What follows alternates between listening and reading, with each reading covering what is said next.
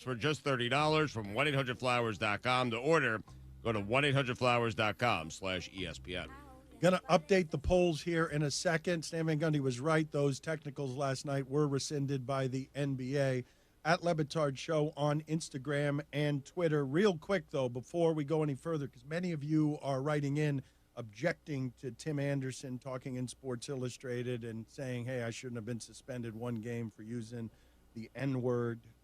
And many of you are pointing out correctly, and here's where you're right, that he shouldn't be comparing himself to Jackie Robinson. But here's where you're wrong.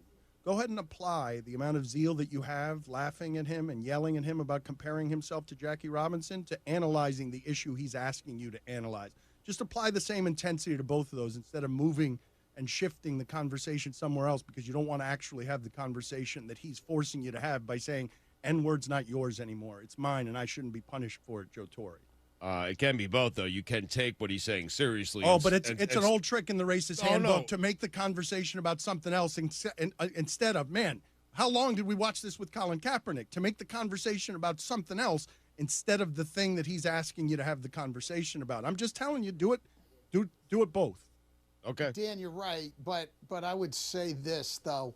Tim Anderson has to take some responsibility for that. He should have just stuck to the issue and not to promoting himself as a civil rights icon to allow people to focus on that. He went into self-promotion. I don't remember Colin Kaepernick getting into self-promotion. So I'm with you on everything you say, but he gave people the in to be able to look at something besides the issue he was talking about, and I think that's unfortunate. He gave them the in, and I agree with you that he shouldn't have done that. But it's a distraction technique. Like, it shouldn't be incumbent upon him to not give people the in. It's not just incumbent upon him because they'll find the in whether he gives it to them or not. No, they don't find the in unless he compares himself to Jackie them. Robinson. Yes, and also what it does, though, is it also makes you question his motive. Is his motive to address the issue, or is his motive to promote himself? I mean, that's where I think it gets complicated because, look, it's a ridiculous comparison. And I mean, I have great respect for Tim Anderson standing up for the issue, but that comparison of him and Jackie Robinson but it's and just what so they're much, going through Stan, is ridiculous. Of course it is ridiculous, but it's just so much easier to call it ridiculous than it is to look at what he's asking you to look at, which it's old white people making the rules for young black people. No, and I agree with you on that. I do. And so I wish that would have been the issue rather than him asking you to look at him as Jackie Robinson. At Lebitard Show on Instagram and Twitter, what do we have there, Stugad? The Twitter poll is brought to you by Dollar Shave Club. Dollar Shave Club delivers the products you use to look, feel, and smell your best right to your door. Plus, with their handsome discount, the more you buy, the more you save. Go to dollarshaveclub.com/Dan for a special offer. What was grosser last night? Harden's eye, Curry's finger. Guys, this has never happened before. Get out of town. In the history of the show, this is the first time this has ever happened. 50% of the audience. Okay, hold on to your seats here. Said Harden's eye. Right. 50% of the audience. No, I'm out. I know. I'm out. Said Curry's finger. I am out of here. I mean, Man, I can't believe it. that's it. I think we show's over. We got a minute left, but yeah. 50-50. Every once in a while, do you just need some X's and O's with the coach? 75% of the audience said yes. Happy to hear Wow. I thought that was going to be a no. Yeah, well, here you go, Stan. What do you want more? X's and O's with the coach or fake $100 bills in the face? 70% of the audience said $100 bills. Which does Stan prefer to be called more? Stan or Coach? He said Stan, but he's lying. Yeah, well, the audience thinks he's lying, too. 75% of the audience said that Stan prefers to be called Coach. Thanks, Stan Van Gundy, for being on with us and calling Chris Paul a has-been. This was the Dan Levatar Show on ESPN Radio. We live in a racist country. Stugotz here. This Mother's Day, don't try to pull the wool over mom's eyes with a last-minute gift. Get ahead of the rush with 1-800-Flowers and their truly thoughtful bouquets. Don't settle for anything less than the biggest and brightest bouquets from 1-800-Flowers.com. Right now, 1-800-Flowers has an exclusive 30 for 30 offer, 30 assorted tulips for just $30 with a bright and beautiful mix of orange, yellow, and pink blooms. These assorted tulips are guaranteed to make her smile. Assorted tulips are the perfect way to surprise all the moms in your life. Wife, sister, grandma. Tulips from 1-800-Flowers are picked at their peak from premier farms and shipped overnight to ensure freshness. 30 assorted tulips for only $30 is an amazing offer, but you have to hurry because it expires Wednesday. To order 30 stunning assorted tulips for just $30, go to 1-800-Flowers.com, click the radio icon, enter code Dan. Again, 1-800-Flowers.com, click the radio icon, enter code Dan. Order today and save at 1-800-Flowers.com, code Dan. This is the Morning Rush. If you don't look at it from a Razorback fan, then you would say absolutely 100% guaranteed that the SEC football championship is a lot more difficult to win than baseball because you as a football program are so far and away from getting close to competing for an SEC title compared to where you're at with baseball that it seems like it's a lot more difficult. But I can also see that if you do take the Arkansas perspective out of it and you look at just what it takes to get to that point and how it's not a tournament, you're not automatically invited in. It's what you do in the regular season is what gets you a spot to compete for it. I can also see that element too as well. The whole purpose of it all is to show that the SEC in baseball and in football and in all these sports, it's competitive across the board no matter what sport it is at this point in time. Conversation this morning is comparing the quality of football versus baseball and difficulty of winning both leagues. Don't miss the Morning Rush. Weekdays from 6 till 9. Only on ESPN 95.3. Kick off the season the right way with a new RV from Crabtree RV in Alma. Crabtree is extending our RV show pricing all season long. Check out our spring show specials like a Salem 207 with a slide and bunks for $147 a month. And with RV show pricing, you can take up to $10,000 off of MSRP on new travel trailers and up to $15,000 off new fifth wheels. And we'll still give you more for your trade than the other guys. At Crabtree RV in Alma, where your family's dreams come true.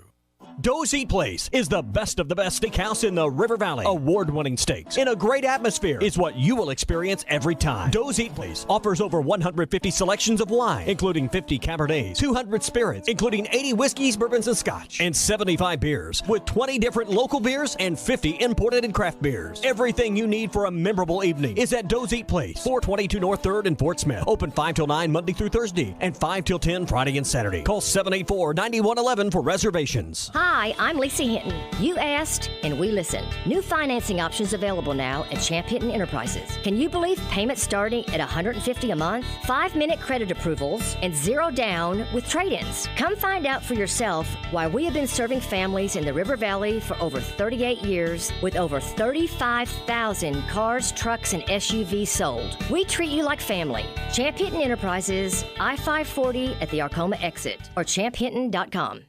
Win the battle against weeds with a trip to Metters Lumber True Value. Save now on Roundup Concentrated Weed and Grass Killer.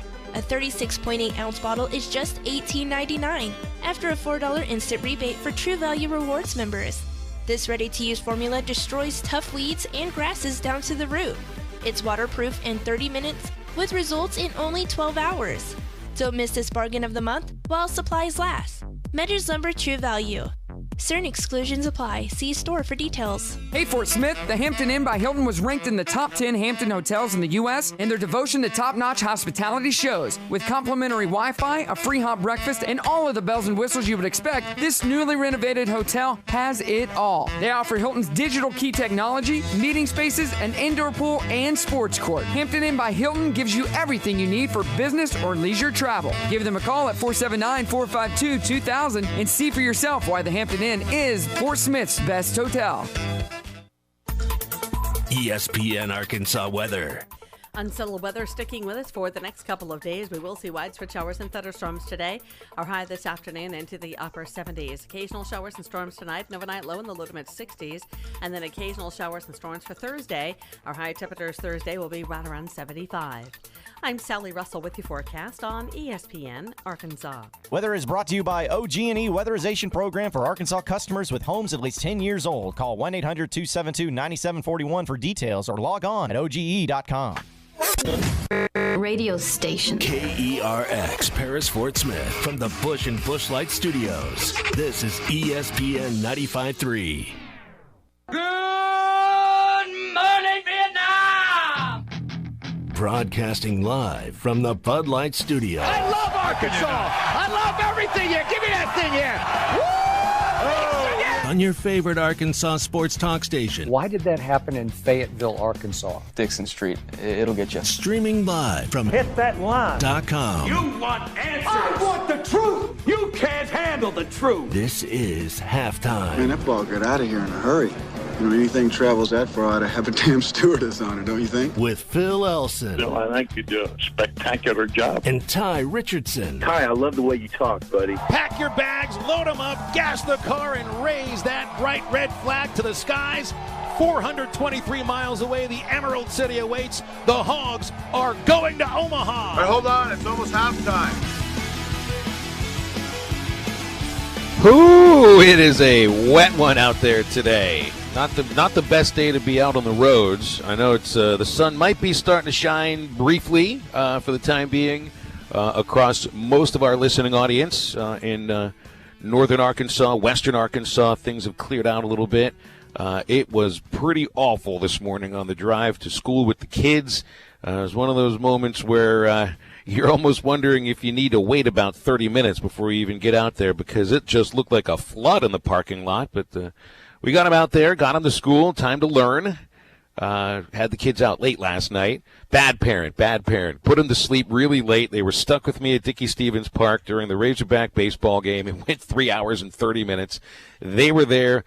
Hey, they were there for 2 hours before first pitch. I picked them right up at school, brought them to the ballpark. They sat around with me, went down during batting practice, sat around, watched it as I interviewed Dave Van Horn, and then we're up in the booth throughout most of the game, and didn't get to bed until, about 11 o'clock, 11:15. So Bad dad. I know. I let him sleep in a little bit this morning and took him to school about an hour late. So does that make me a bad dad, or does that make me a fun dad? What do you think? No, you fall more in the line of a cool dad if you allow your kids to stay up like that. I think, and I think most of our listeners would agree. Now, if you do this, if this is an every night thing, then you're kind of teetering in the bad dad territory. But the fact that you don't do this that often, and it's just an event that these kids, it's the Little Rock baseball game that happens once. That's like cool, good dad that you don't fall in the category, but. Again, if it was an every night thing, that'd be one thing, but it's not. So yeah, don't put any pressure on yourself, Phil. You're a cool dad. Well, they were pretty happy with the situation. Kids always like staying up late. They always like going to school a little late if they even want to go to school anyway. With the age my kids are, they're still at the age where they're just like, I don't want to go to school no matter what. They'd rather sit around and watch TV. I guess that's the same no matter what age you are. Yeah. I would say so. There's one point when I was in high school, if you got back to class, back to school at a certain time, you wouldn't have to go to first period. And so we would always, on our car trips home, on the bus ride home, we would always try to get the bus driver to stop us somewhere or whatever. So by the time we got back on campus, we would be past that certain point and be able to miss either the first or second period. It never happened, it seemed like, though. Well, there were fireworks last night at Dickey-Stevens Park without a single firework even being shot up, I know the Travelers usually shoot fireworks when they win a game. We didn't have that yesterday because, pretty much there was no suspense. The game was gone at the end of the first inning with a home run by Zach Plunkett, capping off a 6-run inning on one hit. And for the first time ever, you didn't have any drama in the Arkansas return to Dickey-Stevens Park. The 10th year that the Razorbacks played there, and finally you had a game decided by not just more than 3 runs, just the second time that a game has been decided by more than 3 runs, but it's the only game that's been decided by more than 5 runs, and it was a 14-run win for Arkansas yesterday in front of a seriously jazzed-up, packed house. I know the ticket scan numbered 9,758. To me, it felt like there were more people than that there. And we know, the ticket scan thing about all of the events on campus at Arkansas is one thing, but they use different ticket scanners at Dickey-Stevens Park, probably more accurate than the ones we're using in Fayetteville, where it just seems like, I don't know, maybe a miss. 1 out of every 3 tickets that actually makes it into the ballpark. It was a great crowd last night. The Hogs were excited about it. Field didn't look in very good shape, and maybe that's something to talk about later on. I got some ideas involving Arkansas baseball once we get to change my mind. But the guys stayed hot last non-conference game, and now getting set for the month of May, where if you're Arkansas, your resume right now speaks for itself. And if you hold serve, you're going to end up a top 8 national seed. But really, I mean, like they say, one game at a time, one weekend at a time, and then by the end of it, if it leads to a division championship, then you're going to be a national seed. And that basically means the trip to Hoover means nothing. It's irrelevant. Just don't get hurt. You have to go. You have to go play in Hoover. There's nothing you can do about that. I would like to see the contracts written out between the universities and the conference to say, you can opt out of the conference baseball tournament if you feel secure in your national seed role. So I think Arkansas would be there.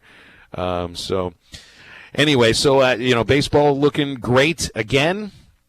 And we wanted to start the broadcast today with the topic of Arkansas football. And very simply put, is it bowl or bust for Chad Morris's team in year number 2?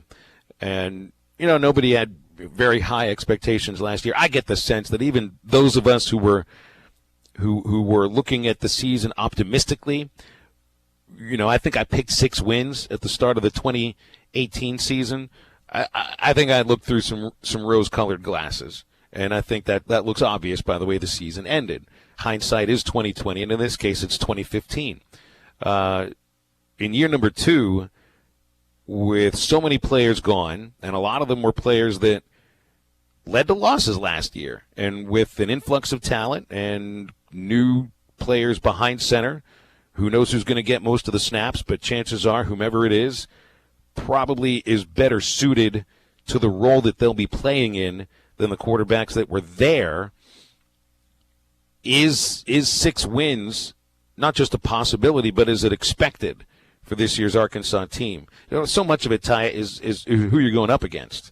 And you're looking at your 4 non-conference games, and you got to think, these have to be wins. Portland State at home, Colorado State at home, San Jose State at home, and then Western Kentucky at home. And all four of them at home. All 4 would be winnable games, even if you're on the road, to be quite honest. Look what happened at Colorado State last year. That game wasn't just winnable, it was won until the Hogs flushed it down their legs. Then it becomes, do you have a shot at a couple of conference victories? And I don't think Arkansas is going to be a favorite when you look at if they were to put out betting lines on each game before the start of the season, Arkansas still would not be a favorite in any of the games that they're scheduled in the SEC, not one of them. And I think that includes going to Ole Miss because you're on the road. It's the second game of the year. There are a lot of factors, that early in the season, you just don't know what to expect. But if you were to look, hey, in this second season under Chad Morris, I think, first of all, you expect to win your home non-conference games, no matter what. You ought to win these games. And I think I don't think it's above feeling like there's a couple of upsets available out there in SEC play. And again, you have to look at it through the lens of at the start of the season. Here it is, not even the start of the season. It's May 1st. It's the start of May. This is the start of the football offseason. Like we said, Tye, it's right after the NFL draft. Now the offseason begins for the next, month and a half, 2 months. But I think that there are a couple of games out there that are winnable just when you look at the schedule. I think you can go into Oxford and pick up a victory against Ole Miss. And perhaps, and it's the last game of the year, maybe you can pull off a home win in Little Rock against Missouri. So right there would be your 6 victories. And it's low-hanging fruit to be hoping for 6 wins. But it is year number 2, and it feels like a complete and total rebuild. So 6 wins, I think fan base would be pretty pleased with. especially depending on who those wins come against, because if you get 6, you got 2 conference wins, and it's 2 better than you had last year. Boom or bust? I mean, maybe that's the question we go with. Is it bowl or bust for Arkansas? And I don't know. I mean, you would like to think you're at least going to double the total of victories, but then that just gets you the non-conference wins. I think you need at least 1 conference victory to feel that you really did take at least half a step forward. I think but 2 is where you want to get to, and then you're playing in December. I think the floor's got to be 5 wins, the 4 non-cons and 1 conference game, and there's a couple of games in the schedule that I think are more winnable than others. Phil, it's kind of interesting. We've talked about the similarities between Eric Musselman and Chad Morris on the recruiting trail, the social media-wise, but these guys are also entering their 5th year of collegiate head coaching. They're also expected, I think, from the fan base to make a bowl in year 2. I think the expectation for Eric Musselman is to make the NCAA tournament in year 2. And I think the expectation from Chad Morris, the overall blanket opinion of the fan base, is for him to make a bowl game this year. My opinion is, I'm kind of with you. I think they have to win the 4 non-conference games, and I think they have to win a conference game. You can't go 0 in the SEC 2 straight years. That doesn't look good. It's very distasteful. And I think the fan base would be very ticked off. Now, I think if they were to win 4 non-conference games and go 0 for the SEC, I think Chad Morris would still be the Arkansas head football coach by the end of the 2019 and the beginning of the 2020 season. But you get a lot more people on board if you can win 1, and you get a lot more people on board if you can win 2. We got Starkle coming in this summer. There's still a lot to go with that quarterback competition. There's still a lot to be said. We'll see what happens with injuries with this football team, because we know that always seems to be a crucial factor as of late. See what happens with other injuries in the SEC. But I think the absolute bare minimum that you can win next year is 5 games, being 4 non-cons and then 1 conference. I think that's the worst best that you can hope for as an Arkansas fan, because I don't think they would win 3 non-cons and then 2 conference games. I think the best way to 5 wins is the 4 non-conference games and the 1 conference win, Phil. Well, it's the only way, because I don't know if I see Arkansas winning 3 conference games this next year. Nope.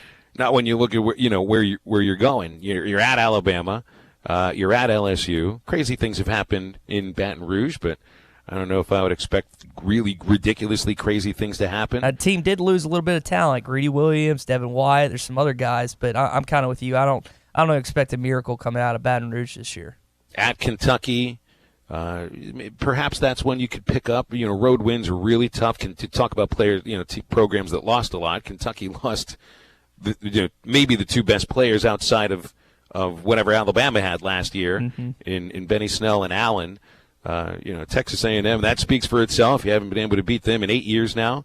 Maybe you can pull it off. I tell you what, if they were to beat Texas A&M in the Southwest Classic, I almost feel like they'd be ready to throw a parade for Chad Morris, because that would feel like a true sign of change. And it's more attainable than ending the losing streak against Alabama, certainly going to Tuscaloosa this year. So again, but doesn't it also feel like low-hanging fruit for hoping for 6 wins this year, because your non-conference slate is just so not even vanilla. It's tasteless. But the team was atrocious last year, Phil, so that would still be a major jump if you somehow catapulted from 2 wins in 2018 to 6 wins in 2019, even though that's not what the Arkansas fans want consistently. They don't want to be around 6 wins. They want to be competing for the SEC West about every 4 years or so, and then have kind of those middle tier to low bowl tier years outside of that most of the time. But I don't think it's that low-hanging. I think the majority of the Arkansas fan base would hop on the Chad Morris bandwagon if he got to 6 wins. Now, not all of them. I don't think after what happened with Bielema, how that they were able to end that season strong, and how it seemed like almost everyone jumped on that bandwagon after the Texas Bowl win against the Texas Longhorns, but they couldn't get anything really going. I mean, they go 8-5 the next year, but they should have been better. Had puzzling losses during that year. So I think you're not going to get the entire fan base on, but you're going to get a good portion of it if you somehow make it to a bowl game. But the question is, Phil, is that the expectation? Like I said mine, I think I'm expecting this team to get 5 wins. I'm expecting all non-conference wins and then 1 conference win. What's your expectation? And I know it's kind of throw the dart at the dartboard from 100 yards away because we're so far out from the end of August, but do you have a bar that you're setting in stone right now on May 1st that this football team needs to be at by the end of the 2019 season? Well, I mean, I think you need to get 5 at least, because that does show some progress moving forward. But honestly, I mean, again, 1-7 is better than 0-8, and it's a heck of a lot better than 0-8, because seeing that 0 there in the win column just feels like you actually went 0-100. But still, I mean, it's such low-hanging fruit here, and I would expect, when you look at the rest of the pro football programs in the SEC, most of these coaches have been to a bowl game in either their first or second year on campus. So, and again, part of it is also, what did you inherit? What sort of a program was already there? Yep. Talent on campus, stuff like that. Right, and at Arkansas, I don't know. To me, it feels like it's much more of a rebuild than a lot of these other coaches had to deal with. And also, I mean, you're talking about, so what? I mean, Nick Saban makes a bowl game first year at LSU in Alabama. We'd say that, hey, that's Nick Saban, greatest coach of his time. But first year making a bowl for a team like Alabama that hadn't done great in the previous coach. Hey, that says something. Ed Ogeron, first year at LSU, makes the bowl game. Again, it's a little bit different because you feel he inherited quite a bit more than Chad Morris inherited. You don't just feel he did. He inherited. It was like he already had half a pot of gold instead of a sock full of coal in some ways. Jimbo makes a bowl game the first year at Texas A&M. Kirby Smart, first year at Georgia. Look what they did. Much different story. Whole different story. Took Mark Stoops 4 years to make a bowl game at Kentucky, where they don't even realize that football's being played in November and December anyway. So it's, then you're talking about the other side of the expectations. There's a school that doesn't care about football, or at least a fan base that doesn't care about it very much. Maybe they feel a little bit differently about it now after having a taste of being in the race for the East Division last year. Barry Odom, second year at Mizzou, bowl game. Matt Luke would have had a bowl game last year if they weren't banned from the bowls. Joe Moorhead, who inherited a lot of talent from Dan Mullins. Mm-hmm. Yeah, but it's still a bowl game. So, Will Muschamp, first year at Florida and South Carolina, makes a bowl game. Jeremy Pruitt missed in his first year, didn't inherit all that great of a talented team. Gus Malzahn made the national championship his first year. Now, that team had some expectations on them when he took over, but nobody thought they would have gone that far. And Dan Mullen, second year at Mississippi State, first year at Florida, goes to a bowl game. So, I mean, there it is. It's right there in front of you. Most of these coaches got to a bowl game in that at least by the second year. But how many of them had a team that went 0-8 in the SEC the year before? I don't think any of them did. So it's a bigger hole to dig out of, a much bigger hole to dig out of. But it's the perfect storm if all you're hoping for are 6 wins to see 4 of the most winnable non-conference games that you could ever have in one season. Not one of them a Power 5 team, not one of them one of the better teams in their league. And then to think, all we got to do is just pick up a couple of wins in the SEC. But a couple wins in the SEC is a lot easier than it sounds for a program that went 0-8 for the second time in 6 years. And I think what you inherit as a football coach is so important to how your team performs in terms of getting to the postseason. You kind of talked about the SEC coaches, how they've responded in their regular seasons, just now getting there, and then moving forward at their respective schools. Looking at Arkansas coaches, Phil, think about Brett Bielema, his second year they go to the Texas Bowl. Houston Nutt inherited a pretty stinking good football team. He get to go in his first year. Danny Ford went in his third. Jack Crow went in his second year. Ken Hatfield in his first. Lou Holtz in his first. And Frank Broyles in his second. I'm not going to go back any farther than that. But also, I mean, just the fact that some of those guys inherited a lot of talent from the state and from the previous coaching staff, and some didn't. We talked about the depletion of the offensive line. It wasn't just that. I mean, there are so many position groups last year that were just dead in the water. You just didn't have a lot of talent that could keep up with the rest of the SEC. I mean, even a guy like Austin Allen, who some of the fans listening right now would think, oh, that guy's not that good.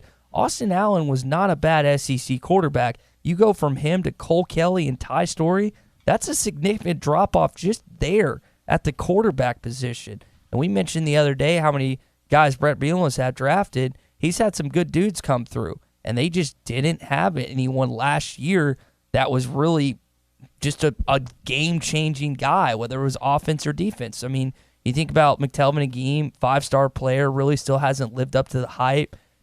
Froholt had a pretty good year last year, but he wasn't the best run blocker. Armon Watts had a career year, but some of these other guys, and then also Dre Greenlaw, as good as he is when he's on the field, he's constantly off it because of injuries. You just didn't have anyone where you could look to and say, that's just an SEC dude that can compete day in, day out with the rest of the elite of this conference. And so now hopefully you'll get some kids in here, and again, it might take a little bit, but it's patience, Phil, that you just don't know if this fan base has right now. And that's why I'm curious to see, and again, we got a long way to go till the end of basically November, early December to see how these fans react if this team doesn't make a bowl game in Chad Morris's second year. So let's take a look and see what we got going on in halftime for the rest of the afternoon here. Nate Olson coming up, one of our columnists from hitthatline.com at the bottom of the hour. We've got our Change My Mind segment for a Wednesday, which is always fun. We've got Bill King coming on from Nashville Sports Radio. Hour number 2, we'll dive into some college football talk with him.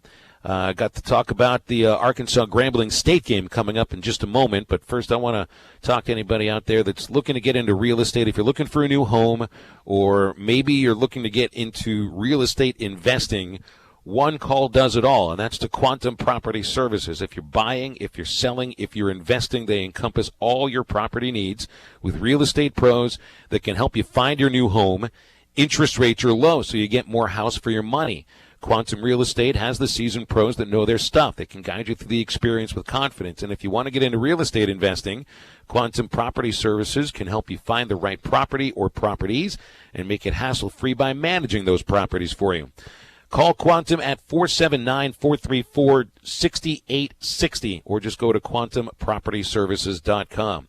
Little Rock was beat down city for Arkansas baseball over Grambling yesterday. Got a recap coming up next on Halftime on ESPN Arkansas and hitthatline.com. Missed a segment or interview? Check out the Halftime Pod at hitthatline.com. Look your best with Perfecto Cleaners at the bottom of Fiena Hills. Count on same-day service, easy drive-through covered drop-off and pickup window, and fast turnaround on alterations. Perfecto Cleaners always goes the extra mile to ensure your clothes look their best, making you look your best. Be sure to clip their coupons in the yellow pages, and as always, in by 9 and out by 5 Monday through Friday. Perfecto Cleaners, just off Jenny Lind at the bottom of Fiena Hills. Perfecto Cleaners, making you look your best. Every day, vegetables are ripped from the earth, sliced, diced, even something called julienne. But for just $5 a day, you can help. Get 2 Hardee's Original Roast Beef Sandwiches for just $5. Slow-cooked beef, hand-dipped in rich au jus, each prepared without harming a single vegetable. So come to Hardee's, get 2 Original Roast Beef Sandwiches, and save the veggies. Hardee's, because it tastes better. Available for a limited time after regular breakfast hours at participating restaurants. Tax not included. Price and participation may vary. Yo, we driving, yo. We living our best life and my car smells fresh. Yeah, but we boy. weren't always thriving. It was you, girl. Told you so. Who pointed out that smell? Right. Now it's all fun. The odor's gone. Febreze car works so well. Come on, keep driving. Let's go. Oh boy, your car smells Febreze nice. car, yeah, let's go. That's right. No more odors in my ride. Now let's go. Oh yeah, we made it so nice. Febreze car, keep riding. Let's go. And now the world can sing. Breathe happy Febreze. La la la la la. What would an extra $250 a month mean to you? For some, it's a little financial breathing room. For others, it's a car payment, a home repair, or help with college tuition. Hi, I'm Jay Farner, president of Quicken Loans, and I've got some great news if you're looking to save money on your mortgage. All it takes is a simple phone call to Quicken Loans at 800-QUICKEN to see if you qualify for the government's Home Affordable Refinance Program, or HARP. Folks who refinance with HARP can save an average of $250 a month. That's $3,000 a year. Our home loan experts fully understand the HARP guidelines and they'll walk you through our streamlined process. And for 5 years in a row now, J.D. Power has ranked Quicken Loans highest in the nation in customer satisfaction. And for the second year in a row, they've also ranked us highest in mortgage servicing. Call 800-QUICKEN or visit QuickenLoans.com. Visit jdpower.com for award information. Call for cost information and conditions. Equal housing lender licensed in all 50 states. NMLSconsumeraccess.org number 3030. If you have experience transporting frozen and refrigerated goods and want to be part of a trucking family with insurance and be home every week, you need to contact Brent Higgins Trucking. Since 1997, Brent Higgins Trucking in Mulberry has been proudly delivering to and from various areas of the United States, including but not limited to Oklahoma, Texas, Louisiana, and Mississippi. Brent Higgins Trucking, where you're a name, not a number. Call them at 479-997-2366 or log on to BrentHigginsTrucking.com. Tired of all the broken promises and broken equipment at your current gym? The Fort Smith Athletic Club is the nicest and most well-equipped fitness and tennis club in the area, with a state-of-the-art fitness center, Pilates, fitness classes, personal and group training, and the best tennis facilities in the region. 7 outdoor courts, 5 indoor courts, plus pickleball and racquetball courts. And free child care is included. The Fort Smith Athletic Club. Call 452-4031 for membership information.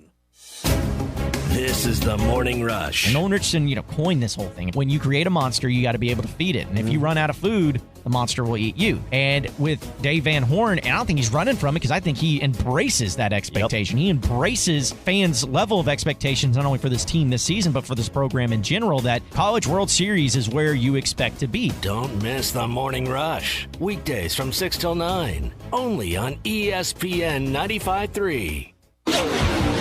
Score more with Or Wednesday or Auto Park Fort Smith, the home of the lifetime engine warranty on all new vehicles.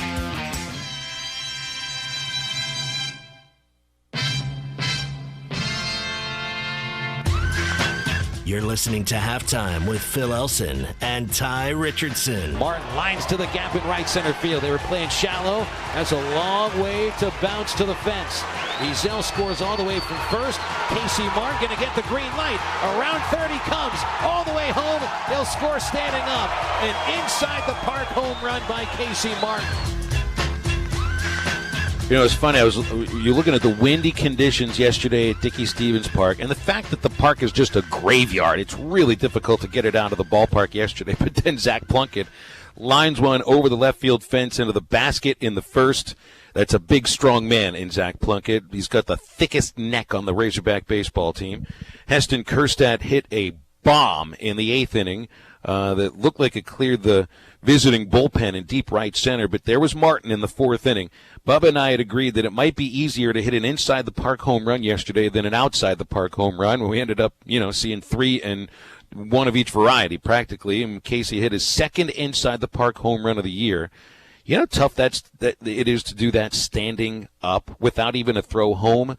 Now I will say those 2 outfielders, the Grambling center fielder and right fielder, for some reason were playing shallow on Casey Martin with a man at first base. Look, I know high fly balls weren't going anywhere, but Casey Martin's a different sort of a hitter than most. So he lines it to the gap in right center. The center fielder had trouble with the ball up against the 4-foot fence. And usually by then you're thinking, okay, it's a stand-up triple. And if he rounds third, you're at least going to have a play at the plate, or at least a throw to the plate. There wasn't even a throw home. By the time the second baseman caught the relay, Martin was 4 steps from home plate. This is the fastest player in college baseball. I haven't seen anybody else that is as fast as Casey Martin.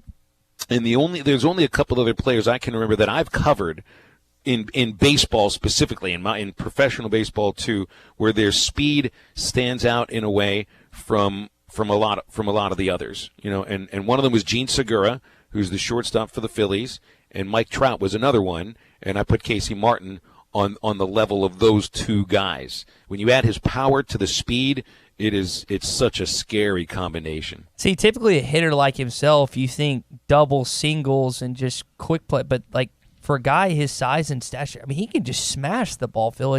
It's incredible, and it's why he's the number 1 rated prospect heading into next year. For then MLB scouts are just drooling over him, is because he seems to have everything that a general manager, an executive, whoever wants on their baseball team. He's just, as you mentioned, incredible.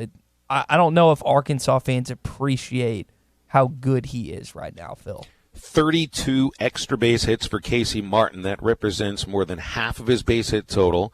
I would need to take a look and see where that extra base hit total compares to the rest of the country and the rest of the SEC, because they don't give you league leaders for extra base hits.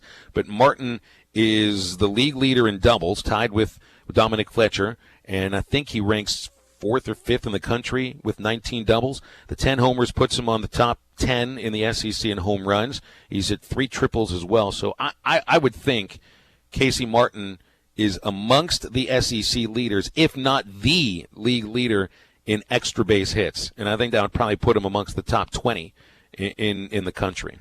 I mean, you think about that, and you also, like, this team is just so loaded, Phil, and that's why fans, I think, are getting so excited. I mean, you have Heston last year, who was just incredible behind the plate, and the recruiting class that supposedly is coming in. Now, you always got to put an asterisk around an incoming recruiting class, because certain guys can choose to move on to the bigs, depending on what their contract looks like, depending on if they want to just go to straight to the minors. But we always hear this reference in terms of Alabama football or Kentucky basketball, how those teams just they reload instead of recruit.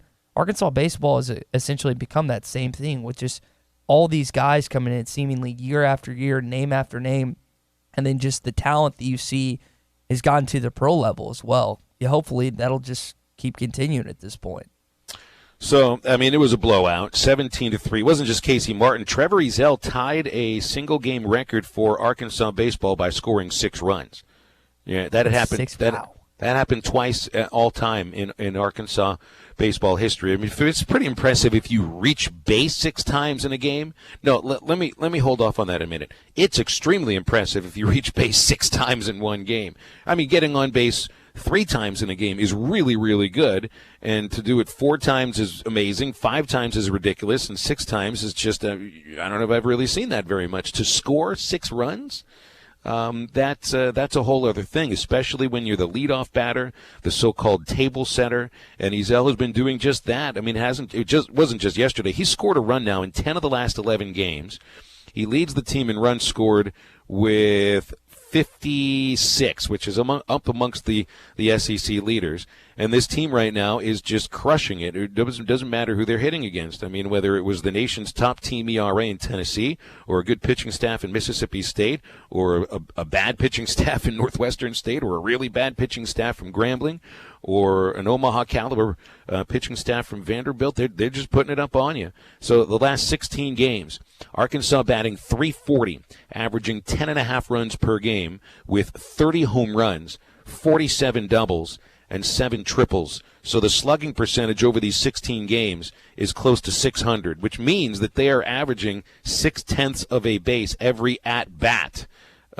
Is pretty darn good. And Martin and Kerstad are leading the way offensively. The two of them really seem to, Casey, I think, really coming into his own as a hitter.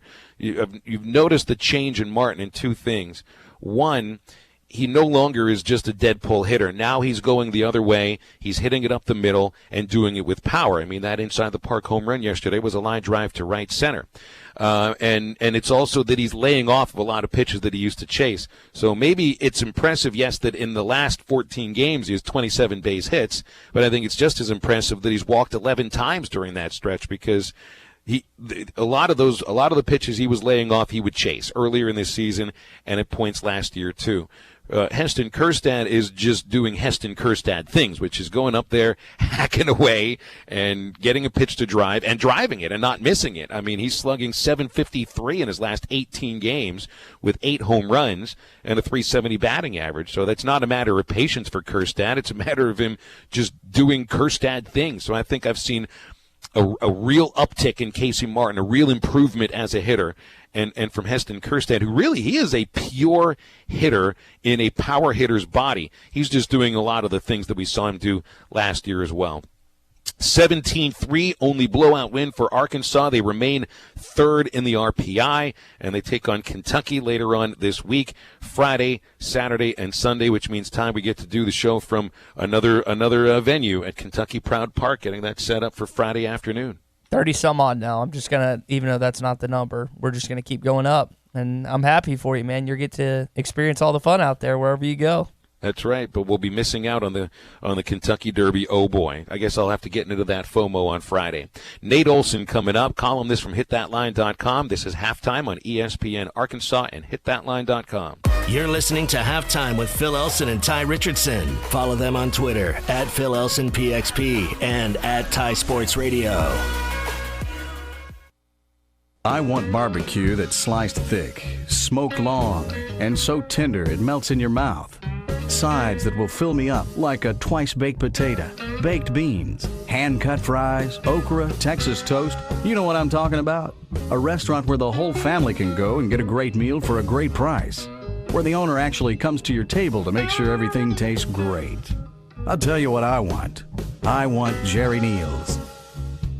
Hi, I'm Drake Smith with Pinnacle Telecom, and I'm here with longtime Pinnacle customer Greg Daniels. Greg is the practice administrator for Radiologist PA. Greg, why don't you tell us a little bit about your experience with Pinnacle Telecom? Well, Drake, we've been with Pinnacle since 2008. We've had you guys at our Prime Medical Imaging Center in Van Buren. The speed of the system, the reliability of the system, the service and support, it's everything we could ever ask for. What about your experience with our service and support? We actually started at Prime, but since then we've moved it over to our main billing office here.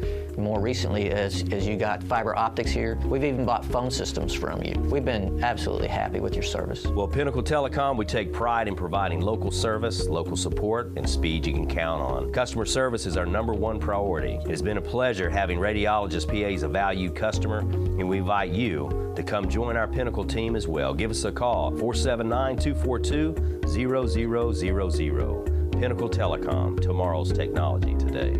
Spring is in the air. Not in the house, Dalton. Okay, AJ.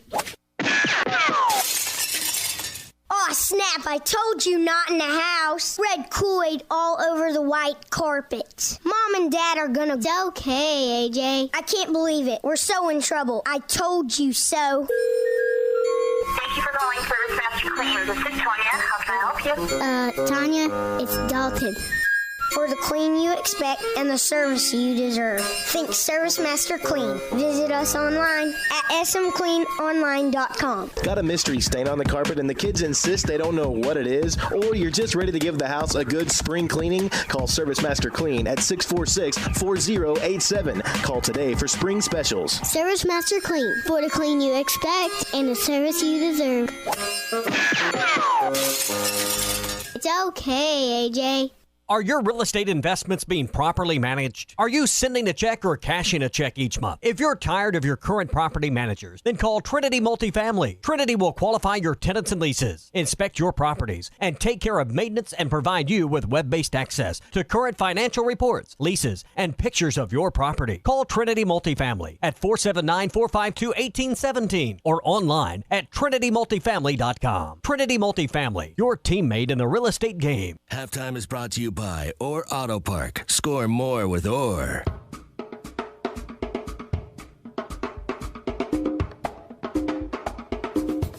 You're listening to Halftime with Phil Elson and Tye Richardson. Swung on and lifted deep to center. Fletcher on the run. Dominic Fletcher goes into a slide. Did he make the catch? What a catch by Dominic Fletcher. A tumbling, sliding grab, and this one belongs to the Razorbacks. Well, there was a columnist, a few columnists probably that were in tow last night at Dickey Stevens Park. Some of them were up in the press box, and some of them were down in the crowd with kids, and were actually allowed to be fans yesterday. One of them joins us right now. That's Nate Olson, who you can read his columns at hitthatline.com, longtime sports writer covering many different avenues of sports across the natural state. Nate, always good to talk. How you doing? Yeah, hey, good, Phil. Good hearing your voice. Enjoyed the broadcast this year, and we live close, but the only time I hear you is on the radio. So maybe sometime when things slow down, we can get together and talk a little NL Central baseball. That's right. Things don't slow down, though, until this baseball really season's done.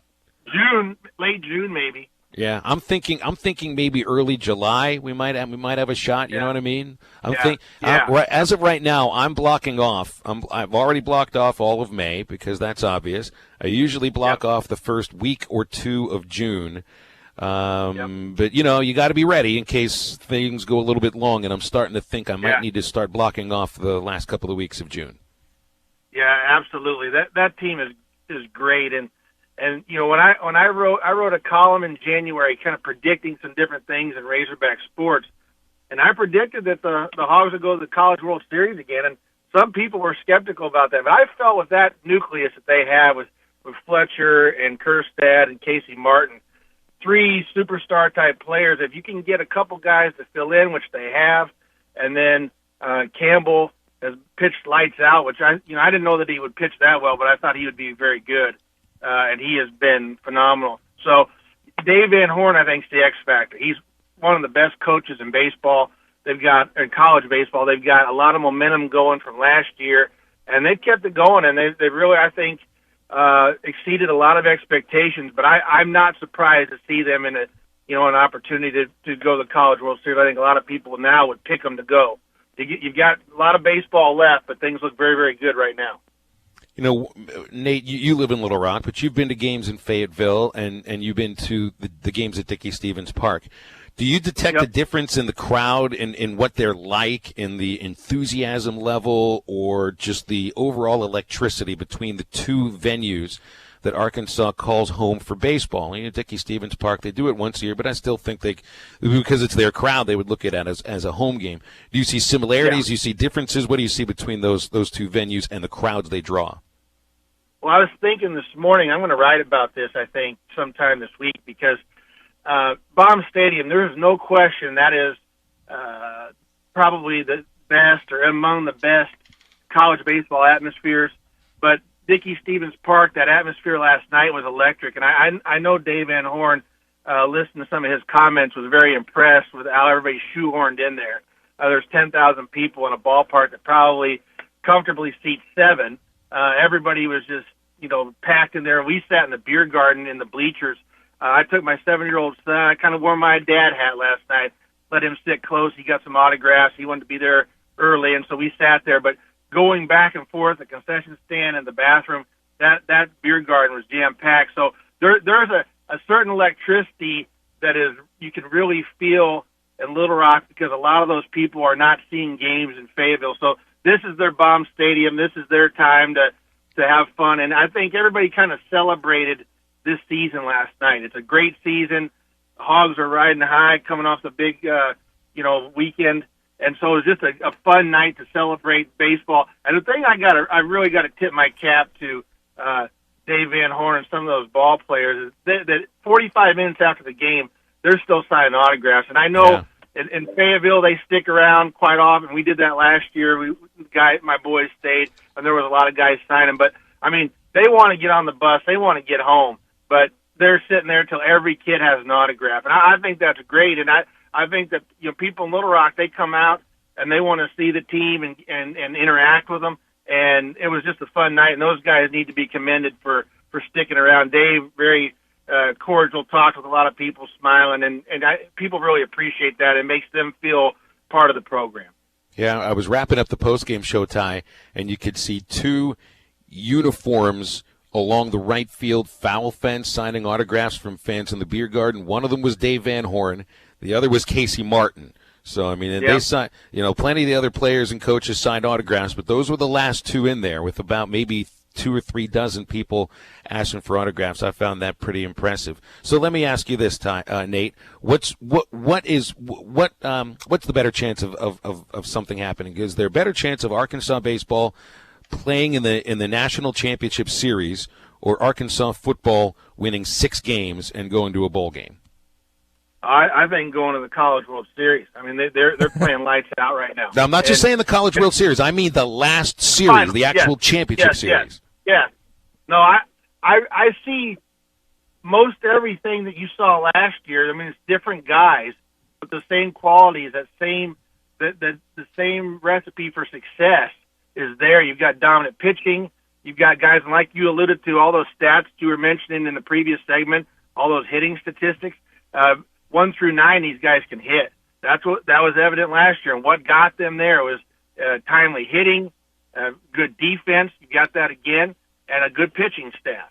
So I think I said from the beginning they'd go to the College World Series, and I feel very good that they could go, all the way to the finals again. And football, and we can talk about this, but I think the verdict's still out. You saw some things in the spring, but I don't think you're really going to know how good this team is or how much they've improved until week one of the season. You can see some things in spring football and in fall camp, but I think it's going to be a tough road to hoe to get 6 wins. I think you can win. They'll win 4 games. I think they can win those 4 non-conference games. Then after that, I'm not sure. Just going to kind of depend on how much they improve throughout the season and some of the breaks they get. Nate Olson, columnist at hitthatline.com, our guest here on Halftime. Nate, Arkansas plays baseball in Dickey-Stevens. They play basketball, as Phil refers to it, as the arena and known teams. They also play football down in War Memorial Stadium. Of those 3, what's the most important sport that Arkansas needs to continue playing in Little Rock? Well, that's a tough question. I was kind of thinking about that too. I think that's a good question. Probably football, because I think that's the thing that people value the most, and I think that the university leadership has recognized that. They're keeping the games here, and I think that is important to a lot of people. I didn't think it was. I thought, when Jeff Long was here, really thought that as much as I love the games here, I thought that it was probably the best idea to move everything to the campus. But the leadership thought otherwise, and so I think that is important for a lot of different reasons. The administration, boosters, and things, and so they've seen that and they've kept it there. So that's what I would say, number one. But with the baseball, I think if you took that away right now, people would be very upset. I mean, the team is the flagship program, along with track and field, but track and field is not really a spectator sport. So baseball right now is that sport that people are leaning on, they're hanging their hat on. Hey, we're really good at this. So if you took the baseball games away, I mean, as evidenced last night, people come out and pay to watch the team. So that would be a close second, I think. And then basketball, the crowds are good there and the atmosphere is good. But probably if those games went away, I don't know if people would be as upset at this point. And I think Dave Van Horn's willingness and honestly want to play in Little Rock kind of plays into that, because when Brett Bielema was at Arkansas, he would say, we want to play in Little Rock, but you could tell by the tone of his voice, you could tell by the way he acted about War Memorial, and that's okay. He can have his opinion about something, but it really seems like that Dave Van Horn and this baseball program want to play in Little Rock and want to continue to grow their brand down in Little Rock, and as you mentioned last night, the fans showed out, and they're going to keep getting that. All right, Nate, let's switch it up to football. You talk about this fall. There's still a lot of question marks with this team. I think you're a lot more solidified with the quarterback position, even though Starkel's not on campus. KJ Jefferson is not on campus just yet. But of all the position groups, what do you think the weakest is heading into this 2019 season? I'm going to say offensive line. You saw a guy, Froholt, that went pretty high in the NFL draft. You've got to replace some guys. I think there's a lot of uncertainty. I feel like Tye and Phil on offense, you feel pretty good about the quarterback probably. One of those guys, I think the graduate transfer, Stark or Hicks, is going to emerge there. So you feel pretty good there. Running back, you've got Whaley and Boyd. Feel pretty good there. This receiving core, as Andy Hodges wrote on hitthatline.com, could be one of the better ones they've had in a long time. Trey Knox is electric. Cortland Jackson played very well in spring ball. You got a lot of guys there that are talented. They're young. They're going to have to learn, but they're talented.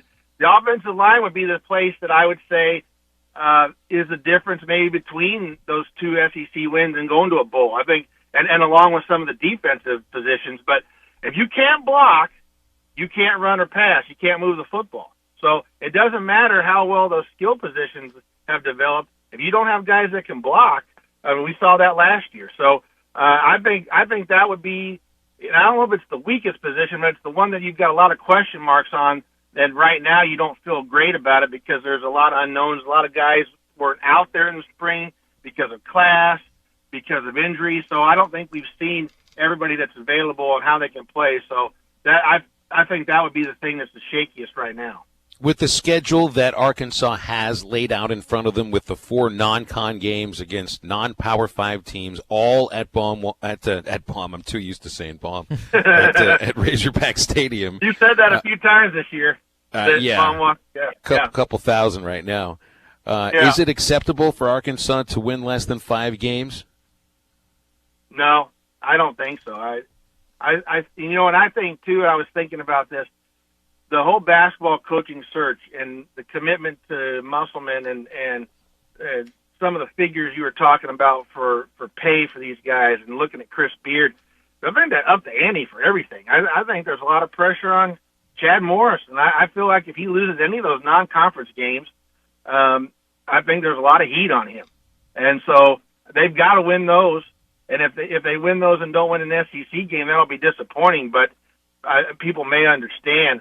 But I think you've got to win those non-conference games. Like you said, they're not against Power 5 schools. They're all winnable games. They're at home. You got to win them.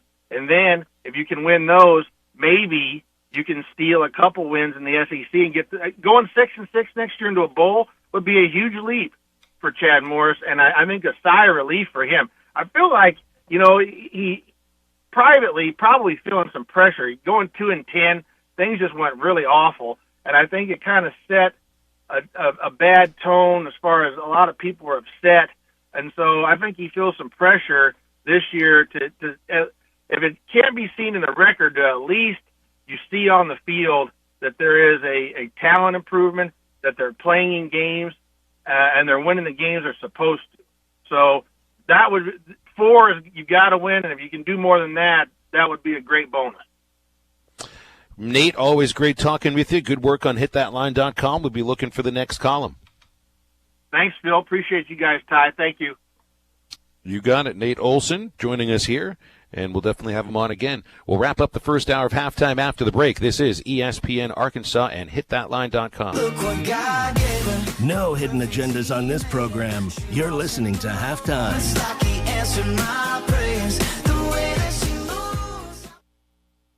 May is here, and at Frankfurt Furniture, it's time for May Pick a Number sale. Not customers who finance get to draw a ticket out of our Pick a Number box with discounts from 5% to 50% off. Remember, always at Frankfurt Furniture for our cash customers, 25% off if you're paying with check, cash, or card. Also register to win your choice of a 50-inch smart TV or a recliner to be given away May 31st. Frankfurt Furniture, your Made in the USA headquarters. Best seats in the house. Well, at least you didn't hit me with a pan this time. Tommy Kraft for the Fence Man. Do you own a business that needs more security? Or maybe you just want a better look and more curb appeal? A new fence from the Fence Man can give you both. In business for more than 40 years, the Fence Man can custom install any type of fencing, gates, controlled access, and card readers. Call the Fence Man for a quick, no obligations quote. 479-782-3936. That's 782-3936. The Fence Man. He ain't afraid of no work. ProCare Family Health with locations in Bonanza, Chaffee Crossing, and at their new location in Poto. 1103 Dewey Avenue in Poto is your primary care clinic, acting as a principal point of healthcare to patients of all ages. Their emphasis is to educate patients about their health and how to maintain it throughout their lifetime. They are devoted to the best research models so that their patients can get the highest standard of care. ProCare Family Health can assist with weight loss, testosterone injections, diabetes, and cortisone shots. ProCare Family Health, dedicating to meeting your healthcare needs.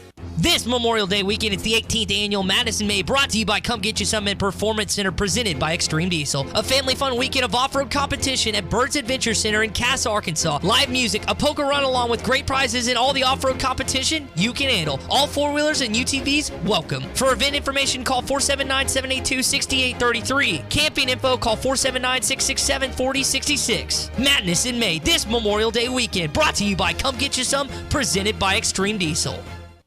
Hey, this is Scott from Calico County, and it's time for some springtime specials. First, it's our chicken breast salads. Fresh salad fixings, including our own croutons, topped with juicy chunks of chicken prepared the way you like it. Fried, grilled, blackened, or even buffalo style. All served with a salad dressing we make in-house as well. Or your second choice is those same chunks of chicken wrapped in a warm tortilla to make a delicious wrap. Of course, both come with one of our cinnamon rolls. So whether it be breakfast, lunch, dinner, or catering, we're Calico County, just off Rogers Avenue behind Randall Ford. This morning, I heard my mom's favorite song on the radio, and it made me think of all the great times we've shared together and how she's always been there for me. Thinking about her made me smile, so I decided I wanted her to know just how special she is, and I wanted her to know right away. So I called my florist and said, I want a bouquet that'll make Mom's heart dance. When you call, we deliver. Whether you're making an ordinary day special or celebrating a special occasion, call Greenwood Flower and Gift Shop at 996-2127 for same-day delivery, customized gifts, and more.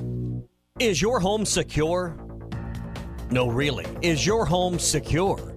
Do you just ignore the dog yapping, roll over, and go back to sleep? Guardtronic, the oldest alarm company in Arkansas, can make sure you sleep soundly. Founded in 1959, Guardtronic will make sure your home or business is protected against fire and burglary. How much do you have to lose? Call us at 785-2323 for a free quote before the bad guys make a call on you. Or visit guardtronic.com. License E050.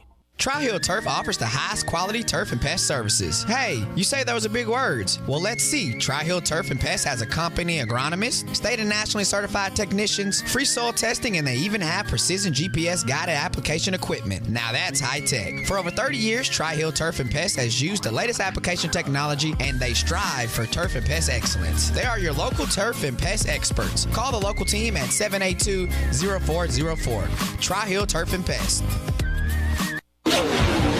Score more with Or Wednesday or Auto Park Fort Smith, the home of the lifetime engine warranty on all new vehicles.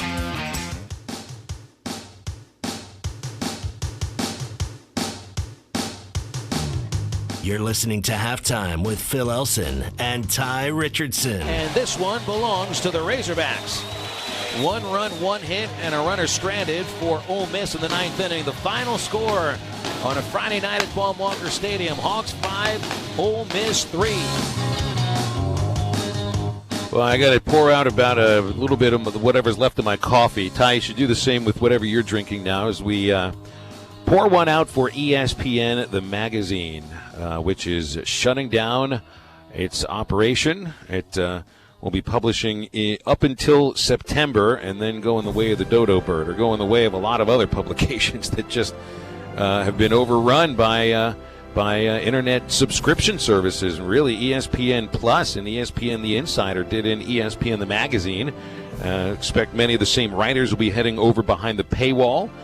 So what does that leave left? Is Sports Illustrated going to stick around? I don't know. We'll see. And we'll also have a little Change My Mind coming up in hour number 2. Stick around on Halftime on ESPN Arkansas and hitthatline.com.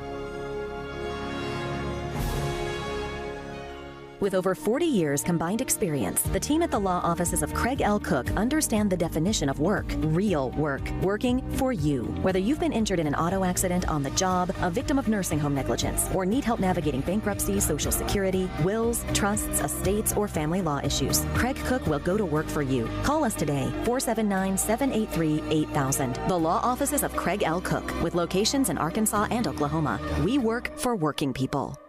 Let's see. Search for tire shops in my area. Y'all need some help? I'm the tire guy. Who are you, and why are you in my living room? You need to be more worried about taking care of your old tires. Head on over to Southern Tire Mart. We get you rolling with your new Toyos, the best-selling tires in Fort Smith. Be sure to take advantage of our $24.95 oil change and our free multi-point vehicle inspection. I only have one more question, tire guy. All right. Why is there a mariachi band in my living room as well? Southern Tire Mart, just off I-540 at exit 14 in Fort Smith, your #1 tire and service store. At Michelob Ultra, we know it's not just about how much you work out every day. It's about how much you work into every day, too. So we brew our beer for those who realize that expending calories should never come at the expense of spending time with friends. Those who understand that just because you work out doesn't mean you can't go out. And that's why we brew Michelob Ultra to have 95 calories, 2.6 carbs, and a crisp, clean taste. Michelob Ultra, brewed for those who live fit, live fun, live Ultra. Enjoy responsibly. 2018 Michelob Ultra Light Beer, Anheuser-Busch, St. Louis, Missouri. 95 calories, 2.6 carbs, 0.6 grams of protein, and 0 grams fat for 12 ounces. Looking for a new truck or SUV? Dunford is the place to be now. We have 0% financing WAC on new 2018 and 2019 Ford F-150 trucks. We're talking about America's best-selling truck for the last 42 years. Not in the market for a truck? How about an SUV? We have 0% APR financing WAC on new Expeditions, Explorers, and Edges. 0% offers won't last long. Remember, make us a reasonable offer and it's a done deal. Dunford Country. Call us or see us on the web at dunfordcountry.com. LumberOne.com. Locally owned Lumber One can handle all of your building needs. They've built their business on having great relationships with everybody from contractors and builders to the everyday build-it-yourself. Lumber One is a full-line door shop to handle all of your door, window, and trim needs. And along with lumber, roofing and drywall products, attic wall and floor insulation is available. Lumber One also does blueprint takeoff with access to design services with estimates available. So go where the pros go. Lumber One, located on Industrial Park Road in Van Buren. ESPN Arkansas weather. Occasional showers and thunderstorms with us tonight. We could see some periods of very, very heavy rain. 2 to 3 inches of rain possible across the north overnight. We'll drop down into the low to mid 60s. There is a chance of some scattered showers and storms on Wednesday. Highs on Wednesday in the upper 70s and more wet and stormy weather Thursday. I'm Sally Russell with your forecast on ESPN Arkansas. Weather is brought to you by OG&E Weatherization Program for Arkansas customers with homes at least 10 years old. Call 1-800-272-9741 for details or log on at OGE.com. Everything you just said. KERX Paris Fort Smith. This is Halftime, coming at you from the Bush and Bushlight Studios on ESPN 95.3. They're hilarious. Good morning, Vietnam! Broadcasting live from the Bud Light Studio. I love Arkansas. I love everything here. Give me that thing here. Woo! On your favorite Arkansas sports talk station. Why did that happen in Fayetteville, Arkansas? Dixon Street. It'll get you. Streaming live from Hit that line. .com. You want answers. I want the truth. You can't handle the truth. This is Halftime. Man, that ball got out of here in a hurry. You know, anything travels that far, I'd have a damn stewardess on it, don't you think? With Phil Elson. Bill, I think you do a spectacular job. And Tye Richardson. Tye, I love the way you talk, buddy. Pack your bags, load them up, gas the car, and raise that bright red flag to the skies. 423 miles away, the Emerald City awaits. The Hogs are going to Omaha. But hold on, it's almost halftime. You ever just have one of those days, middle of the week, and you're thinking, how am I going to make it to Saturday? I'm at that point. And it's because, you know, all the driving back and forth, all the late nights. Last night, a really late night with the kids here, so waking up a little earlier than I would have usually. Get them to school. No weekends. Again, I don't want to ever come across like I'm complaining, but I'm a little worn out today. I think you might be able to hear that in my voice. I usually have a little bit of pep. I'm having difficulty manufacturing the pep today. I'm a little pooped. You need a jolt, man. I do need a jolt. I'm glad jolt. I assigned it to you for halftime homework tomorrow. I haven't had a jolt in years. And really, I was so scared to drink that jolt that I had when I was a kid. I'm thinking to myself, what is going to happen to me? Am I going to turn into a monster? I mean, is this like the serum that I forget the character's name that would turn into the Incredible Hulk? Bruce Banner. Bruce Banner, right. Yeah. Is this what Bruce Banner drank to turn into the Hulk? No, it's more like Bugs Bunny, the MJ juice. What's it called? Well, you hate. Never mind. I don't know why I'm bringing up a Space Jam reference. You're getting into Space Jam. You hate Space Jam. I should just know every time you bring up anything involving some of my favorite characters from Looney Tunes, it's going directly to Space Jam, which was the worst thing that those characters were ever a part of. I don't know, man. Looney Tunes back in action, even though Heather Locklear was in it, that was pretty bad. Have you seen that movie? Surely you've watched that with your kids. No, have not watched that one. Okay, that's one of those movies I'm not going to assign you. I'm surprised your kids. I guess it came out in about like 03, so your kids might have been a little, maybe a little young for that, but it was not great. They would have been unborn in 2003. Yeah, I was going to say. Not even been thought of by that point. So, yeah, you could never change my mind about Looney Tunes' legacy. Hey, it wasn't ruined by Space Jam, but it certainly wasn't. For me, it wasn't enhanced. It wasn't. It was tainted. It was tainted a little bit. It was tainted, and it's about to be tainted even further by Space Jam 2. Let's just put that to bed. Let's just make some more great merry melodies with Porky and Bugs and Sylvester and all of that. I want another Bugs Bunny baseball episode. You know, you ever heard the term Bugs Bunny change-up?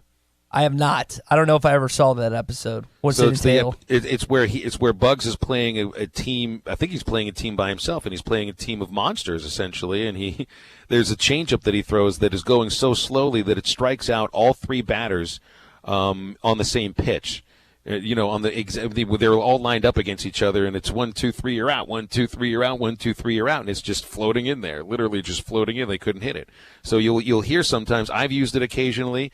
Bubba's used the term too. It's one of my favorite baseball terms, and it's a Bugs Bunny changeup, and it comes directly from that episode where Bugs played baseball. Jeez, I guess we have to. Generational gap. I have to click it because I guess I thought I was going to get there at a certain point. I was trying to go back through my memories of watching Looney Tunes when I was younger, and I just can't remember that episode. I'm sorry. I disappointed you again, Phil. That's Another okay. time on this show. Just a series of disappointments over these 8 months. That's what this has all been about. That's all. Nothing. No highs, only lows. Yeah, you could change my mind about that, but I got a couple other things that I think I'll try. Ty will try. Change my mind. I changed my mind. Hi, Joey. Hey, how you doing? He won't sell anybody out to buy his future. How can you be so obtuse? What did you call me? Obtuse? Is it deliberate? Son, you're forgetting yourself. Change my mind.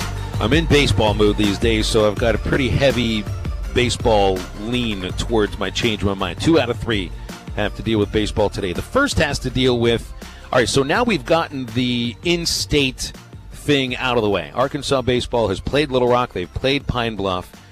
Arkansas baseball has been playing in Central Arkansas now for 10 years in a row. Never against an in-state team. It is time. And now I know the people at the Travelers have been wanting to get more than one game a year against coming in from Arkansas. They've even talked. Wait, we'd love to get a weekend series. Okay, yeah. Well, let's deal with reality because they're not moving a weekend home series out of Baum. Middle of the week, I think you might be able to get it done, and here's the way to do it.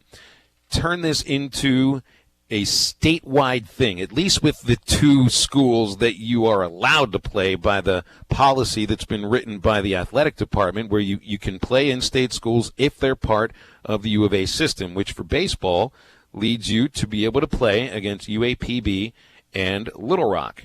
I don't think that they would schedule UA Fort Smith for midweek because that's not a Division I team, and there aren't any other Division I teams that are inside the U of A system inside the state.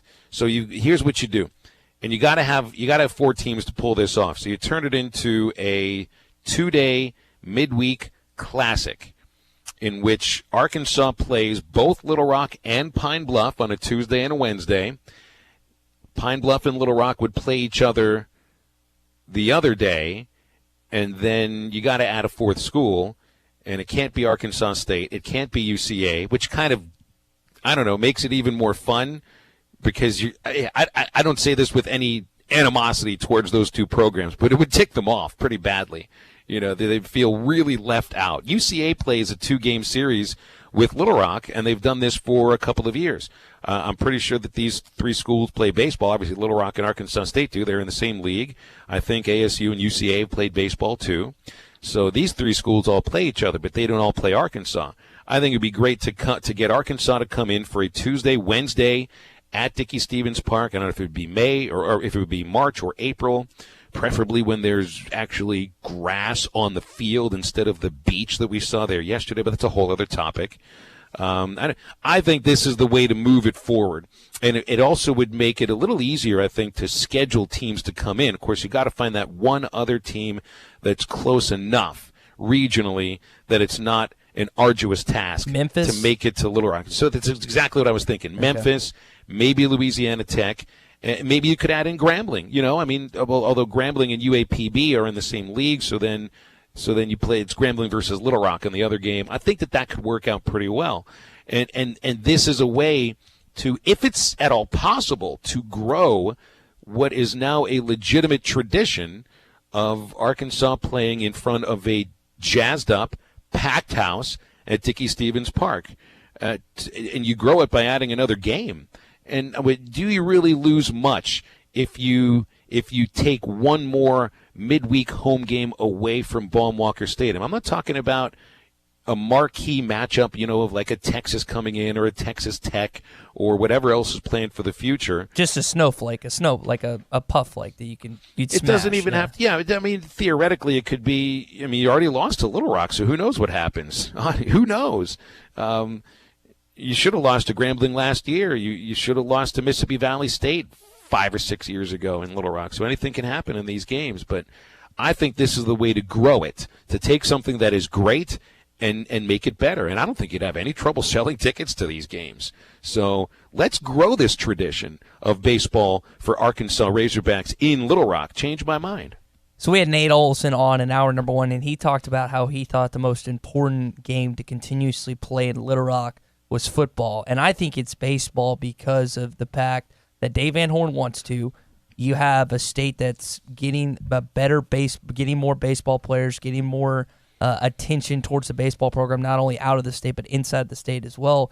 And I think adding some games against these in-state schools, like you're talking about, against the UAPB and then against a UALR down there in that back-to-back Tuesday, Wednesday night, I think it'd be good. And you'd probably pack out both nights as you did last night. So there's not a lot of statistics. There's not a lot of sides of the argument that can throw at you saying it's a bad idea.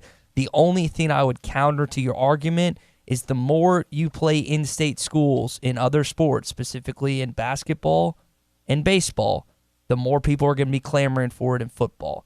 And for Arkansas fans, and for the Arkansas football program, it is not ever going to be beneficial to play the other schools in football.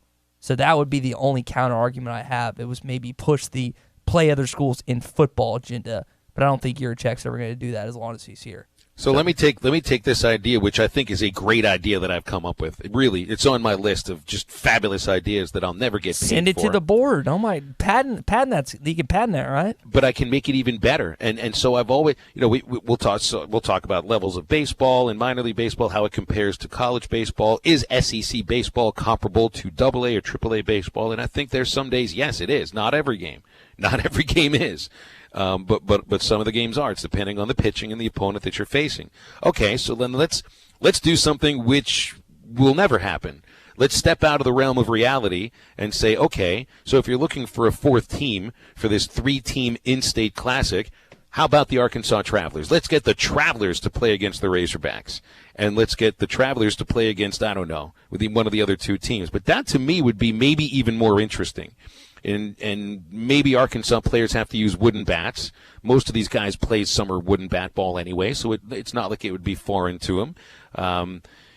You're not going to be able to throw your Friday ace on a Tuesday or a Wednesday, but I'd like to see that happen. I would love to see an SEC team. Just take Arkansas.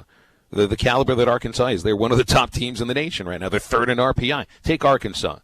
Put them up against the Arkansas Travelers or the Northwest Arkansas Naturals and see what happens.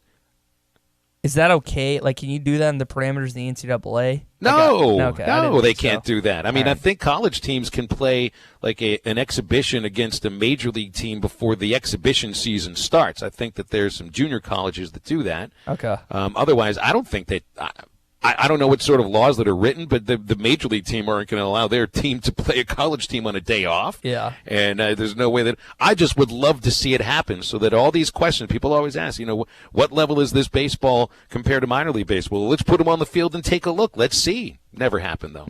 It's a bummer because I wish it would for you, Phil. All right, so we mentioned a little earlier. I'm really excited about this Jolt Cola, Phil. I feel like I'm embodying Phil Elson back in the day in Pittsburgh, going after school, going to the local gas station or grocery store, picking up a Jolt Cola because that's it was a pharmacy, and usually I got a Mr. Good bar or some Boston baked beans. So I need to get like a candy bar or something with it. I only drank a Jolt Cola like twice. It's just that there was like a legendary status attached to this cola because it was all the sugar and twice the caffeine. It was just like, oh, that buzz you get from a Coke, you're going to get even more of that from a Jolt, and then you're going to want to take a nap in 15 minutes. So change my mind, Phil, is I'm not overhyping this. It's going to live up to the legend. So change my mind on that. You're totally overhyping this. It's just it's a 12-ounce can of soda. That's all it is. I mean, I hate to pop your balloon, but I thought that the Planters cheese balls were better than the Jolt Cola, and I thought that the Zima would be more exciting than the Jolt, but you can't find Zima anywhere. Zima's sold out Walmart and around here. I'm not, and I told you before the program, I'm not a Planters cheese ball guy. I don't like Cheetos or anything of that variety. I know that hurts your feelings, but that's just not my thing. So I'm more excited for this Jolt Cola than anything. Well, I can't believe that you don't like the cheese-flavored snacks. Is it because you don't like your fingers to be all orange? Is that what it is? No, because I love like Cool Ranch Doritos, and you get quite an after effect from all the crumbs and the stickiness to the chips. It doesn't have anything to do with the texture or anything. It's just I don't like the flavor that much. And again, that's coming from a guy that doesn't like mac and cheese and sweet tea, so you can understand the weirdness to my oddity. Yes, I can't figure out your food tastes. It's all over the place, man. But I would say you're completely over the moon about Jolt Cola, and it's just a 12-ounce can of soda. But I think you need to chug it. You got to chug it and see what the effect is, okay? Jeez. Can you handle the chug?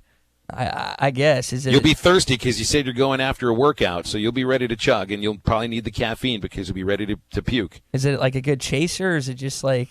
I don't know if it's a good chaser or not. Probably is, but the 8-year-old me wasn't doing shots of of anything back then. No. Good to know. Good to know. No. 8-year-old Phil wasn't drinking. So can I pop your bubble about something else? Absolutely. Go right ahead. Your boy Tim Tebow may need a demotion back to AA. Bummer. I've been telling you this. I've been telling you look. I think he will get to the major leagues at some point because publicity. But here's the other thing, too. The Mets are going to end up contending this year. So they're not going to need the publicity. They're not going to need that moment where, oh, gosh, we got to bring Tebow up so we can sell some tickets. I think the Mets are going to contend. So I don't think Tebow's not going to get to the big leagues this year. He may finish the season at AA.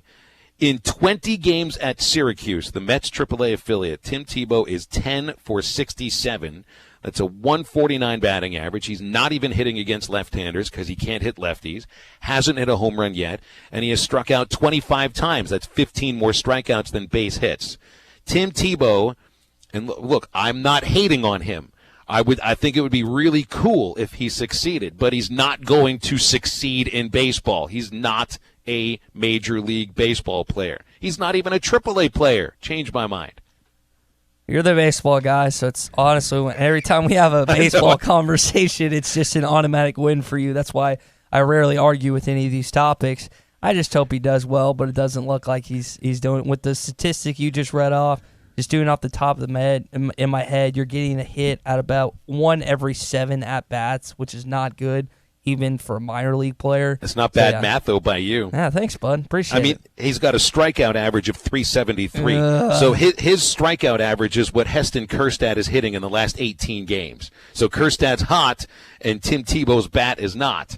We should change this segment's name whenever I bring up something baseball. It's like, instead of change my mind, it's Phil rants at Tye for baseball. That's it. And clueless Tye doesn't have any backbone or any knowledge on the subject that he can refute Phil's points. Let's hold this moment in our thoughts now, okay, and replay it in 12 months when we're still doing this show on May 1st, 2020. Okay. When you are now in the weeds in baseball, you've absorbed some of all of this stuff that we've been talking about or that I've talked about. And then I'm going to start throwing cheese at you when it comes to arguments. Right. There you go. You're already using the terminology. Now you're throwing cheese at me. All right, so we've talked about the Monday Night Football opening for a couple weeks now, and it's officially been filled, I guess. Booger McFarland. Filled or not. I guess. Booger McFarland is going to be teamed with Joe Tessitore. They're just going to keep it a two-man booth.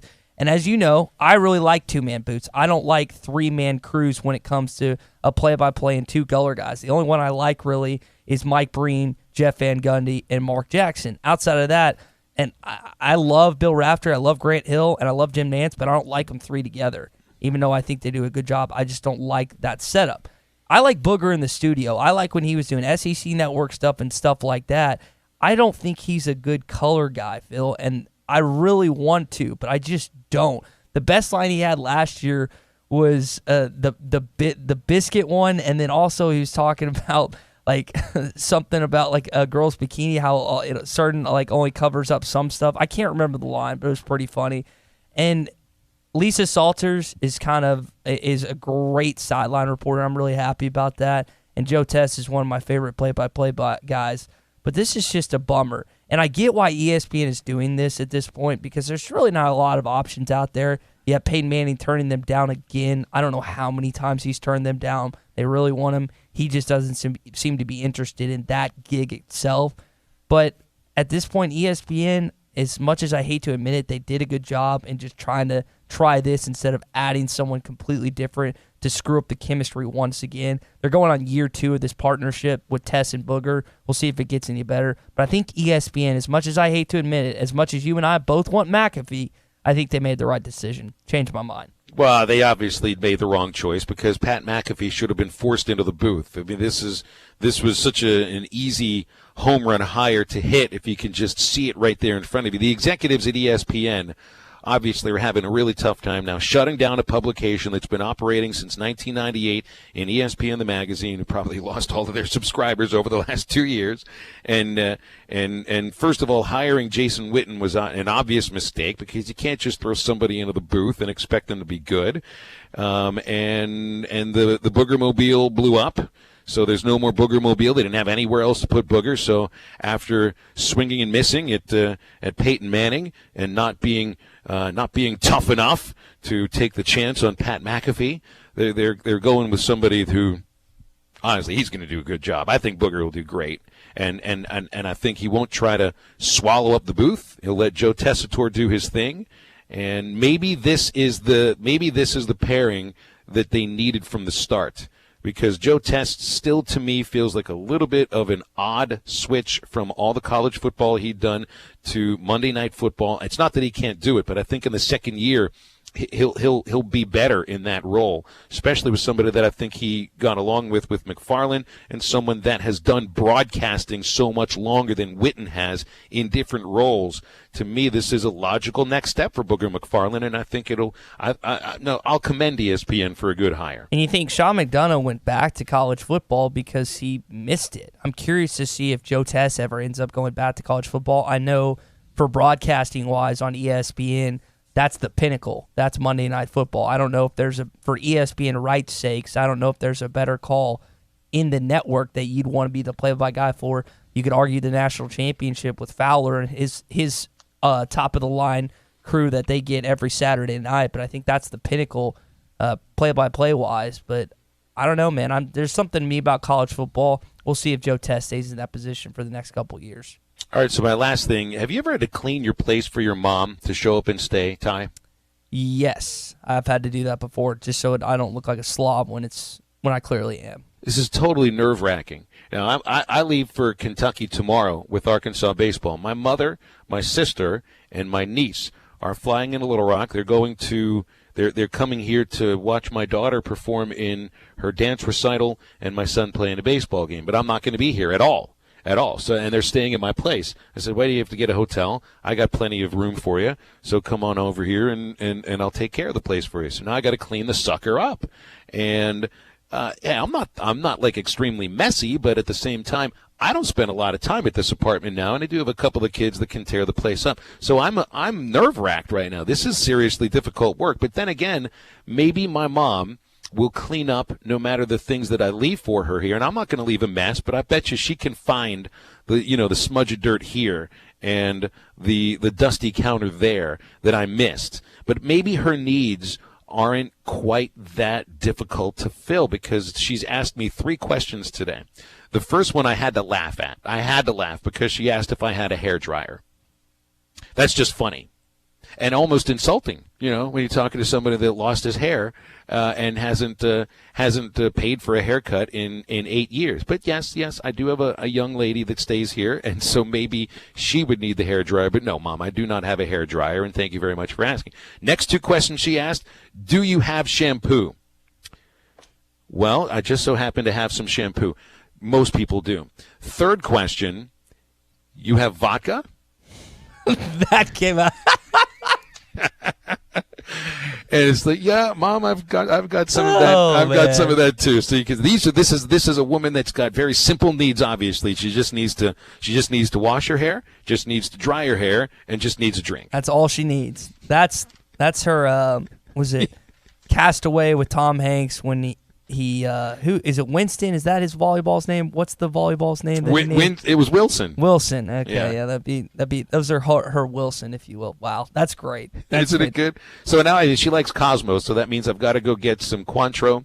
I need to get some cranberry juice, and she'll be ready to rock and roll and chill out in the apartment and not go anywhere. Forget the cleaning. Just set up a full bar for her right now. Like that doesn't need to be on the list that you need to finish before you dip out to Lexington. What you need to do first is make sure that all her drink needs are met, because once she starts sipping on the lovely stuff, she's not going to care if there's dirt or anything anymore. You got to put your priorities straight, Phil. You got to make sure that one, so that way you don't have to worry about the others. You just take care of one, and that takes care of the other.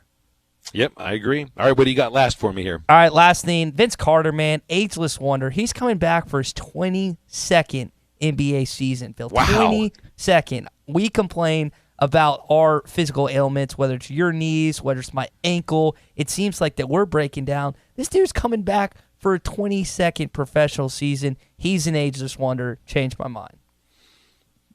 He's not an ageless wonder. This is incredible.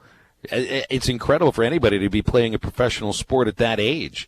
And it's still a pretty high level, too. I mean, if you're averaging over 7 points and shooting about 40% from the three-point line and can still dunk, he's not just doing the old man moves. He's still got some of the young man moves left. It's pretty amazing. Yeah. I'd say Vince Carter is an ageless wonder. And those are the exact thoughts I had when I looked at your rundown today. That's us. That's us both, Phil. We're ageless wonders as well. All right, step aside. Little Arkansas basketball news coming up. Bill King at the bottom of the hour. This is Halftime on ESPN Arkansas and hitthatline.com. No hidden agendas on this program. You're listening to Halftime.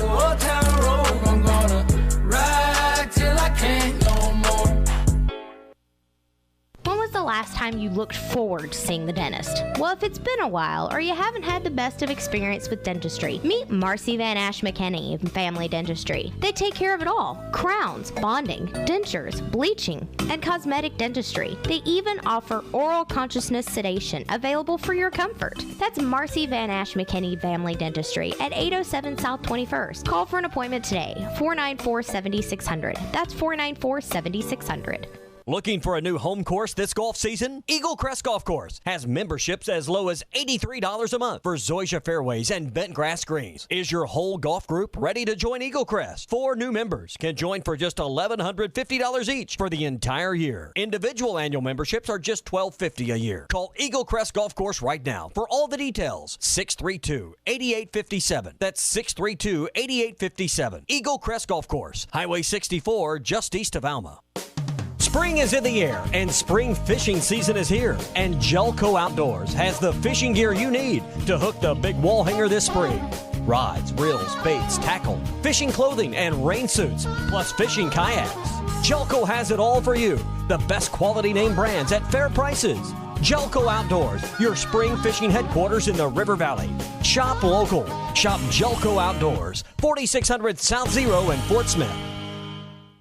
At Michelob Ultra, we know it's not just about how much you work out every day. It's about how much you work into every day, too. So we brew our beer for those who realize that expending calories should never come at the expense of spending time with friends. Those who understand that just because you work out doesn't mean you can't go out. And that's why we brew Michelob Ultra to have 95 calories, 2.6 carbs, and a crisp, clean taste. Michelob Ultra, brewed for those who live fit, live fun, live ultra. Enjoy responsibly. 2018 Michelob Ultra Light Beer, Anheuser-Busch, St. Louis, Missouri. 95 calories, 2.6 carbs, 0.6 grams of protein, and 0 grams fat for 12 ounces. Guys, are you tired of all the hassles with your CPAP machine? Putting on the mask every night, cleaning or replacing hoses and filters? Tired of taking it on trips and wondering where you're going to plug it in? And don't forget the distilled water. You need a solution. River Valley Sleep Solutions. Replace your CPAP with an innovative custom-fitted mouthguard. Medical insurance is accepted, and financing options are available. Find out more at rivervalleysleep.com. That's rivervalleysleep.com. You know, a night out with friends can be so much more. Upgrade your evening at 906 Cocktail and Cigar Lounge on the Avenue. Rediscover life's simple pleasures. Dial back, slow down, and immerse yourself in what true relaxation can be. Top shelf wines and liquors, premium beers, world-class cigars, all in an atmosphere that feels less like a lounge and more like a destination. Sample, indulge, escape. 906 Cocktail and Cigar Lounge. Upgrade your night on the Avenue. Tommy Kraft for the Fence Man. Do you own a business that needs more security? Or maybe you just want a better look and more curb appeal? A new fence from the Fence Man can give you both. In business for more than 40 years, the Fence Man can custom install any type of fencing, gates, controlled access, and card readers. Call the Fence Man for a quick, no obligations quote. 479-782-3936. That's 782-3936. The Fence Man. He ain't afraid of no work.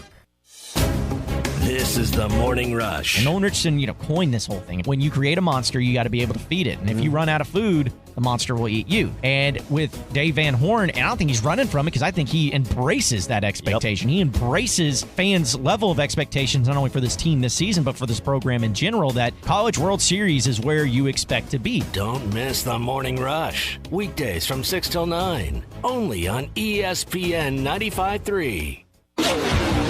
Score more with Or Wednesday or Auto Part Fort Smith, the home of the lifetime engine warranty on all new vehicles.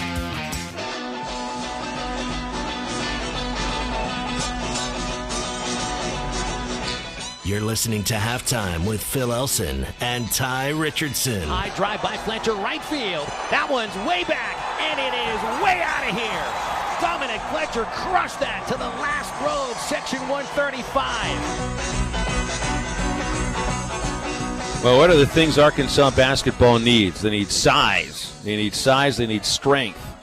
And although he cannot play next year, there is a guy with some size and some strength and some eligibility who is going to be looking at Arkansas. And he is from Little Rock, played at Baptist Prep, signed with the University of California, Berkeley out of high school. It is Connor Vanover, 7'3", 225 pounds, now visiting Fayetteville May 9th and 10th. He recently entered the transfer portal, averaged 7.5 points, 3 rebounds, and over a block per game in 28 games played last year, started 15. So there's somebody that had some experience for a Power 5 program. I know we're starting to look at Pac-12 as kind of like a -1 as far as the powerness goes.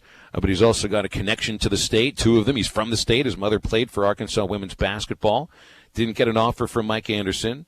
And maybe he'd be a good fit for a team that's going to need size. Hey, 7'3", 225, sign me up. Yeah, I got a chance to play against his brother. His brother's a little younger than me, and then he was a few years younger than his brother, but I remember playing against him. His brother's nickname was Big Ticket. That was his nickname growing up, which was kind of funny. But, yeah, this guy's his size and stature is incredible at 7'3". He's got to put on a little weight. I mean, if you look at this kid, he's kind of slender. He's pretty small just in terms of the meat on his bones, but put some weight on him. The guy can shoot. I think he was shooting over 30% from the three-point line. Takes a lot of threes as a big man. I think people would, if there was a comparison to a recent Arkansas player, he kind of reminds you a lot of Hunter Mickelson, who played at Arkansas and then eventually transferred to Kansas.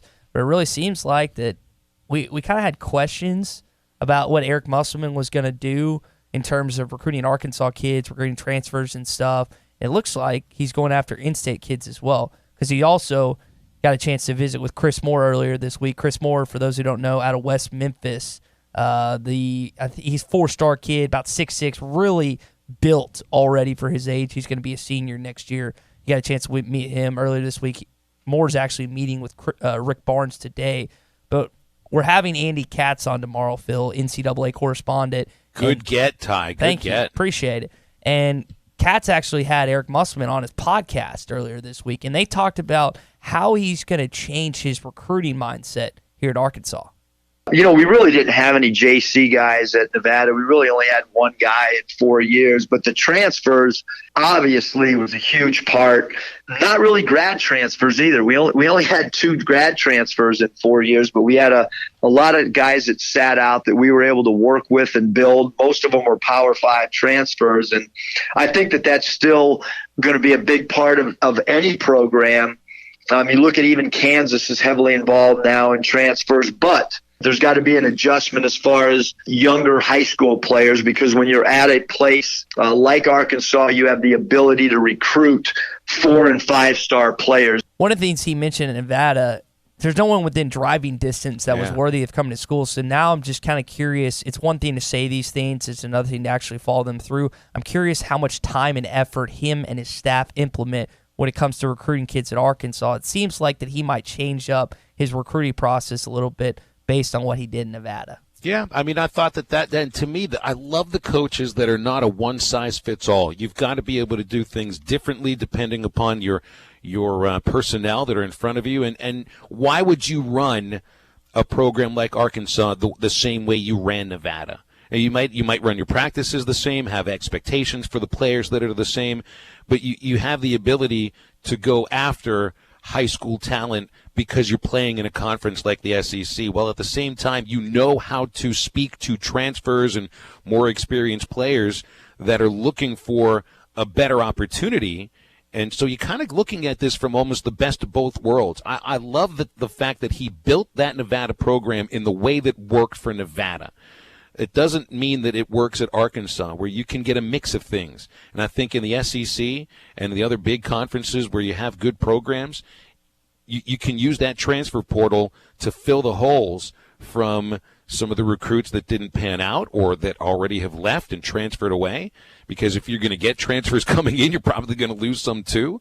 So, and to me, this just shows that Eric Musselman's got the ability to think differently based upon the program that he's running. All right, Phil, I usually don't just completely change subjects, but I'm going to have to do it here. I know we got Bill coming up. Arkansas and UAPB set to make history on the gridiron starting in 2021 and 2024. I know we can't get into that right now, but as important as that note is, just wanted to mention that to the people listening right now. So we're going to definitely have to talk about that after we're done with Bill. I was going to get into that for a moment with you when we talked about the Arkansas, my idea for baseball. Yeah, I think playing UAPB is a good thing. You know, I mean, they're usually, if you're going to play a cupcake each year, if UAPB and look, they sometimes are successful in the SWAC. It makes perfect sense. It really does. I'd be excited about that. All right, we'll talk with Bill King from Nashville Sports Radio after the break. This is ESPN Arkansas and HitThatLine.com. No hidden agendas on this program. You're listening to Halftime. Elite Roofing is a locally owned roofing contractor. If you're building a new home or maybe need a new roof on your existing home, Elite Roofing can take care of you. Elite Roofing is known for their dependability and reliability. Just ask any of their satisfied customers. They are licensed and insured, and references are available upon request. If you need a roof, call your local roofing contractors. Elite Roofing, 478-8668. That's 478-8668. Elite Roofing, 478-8668.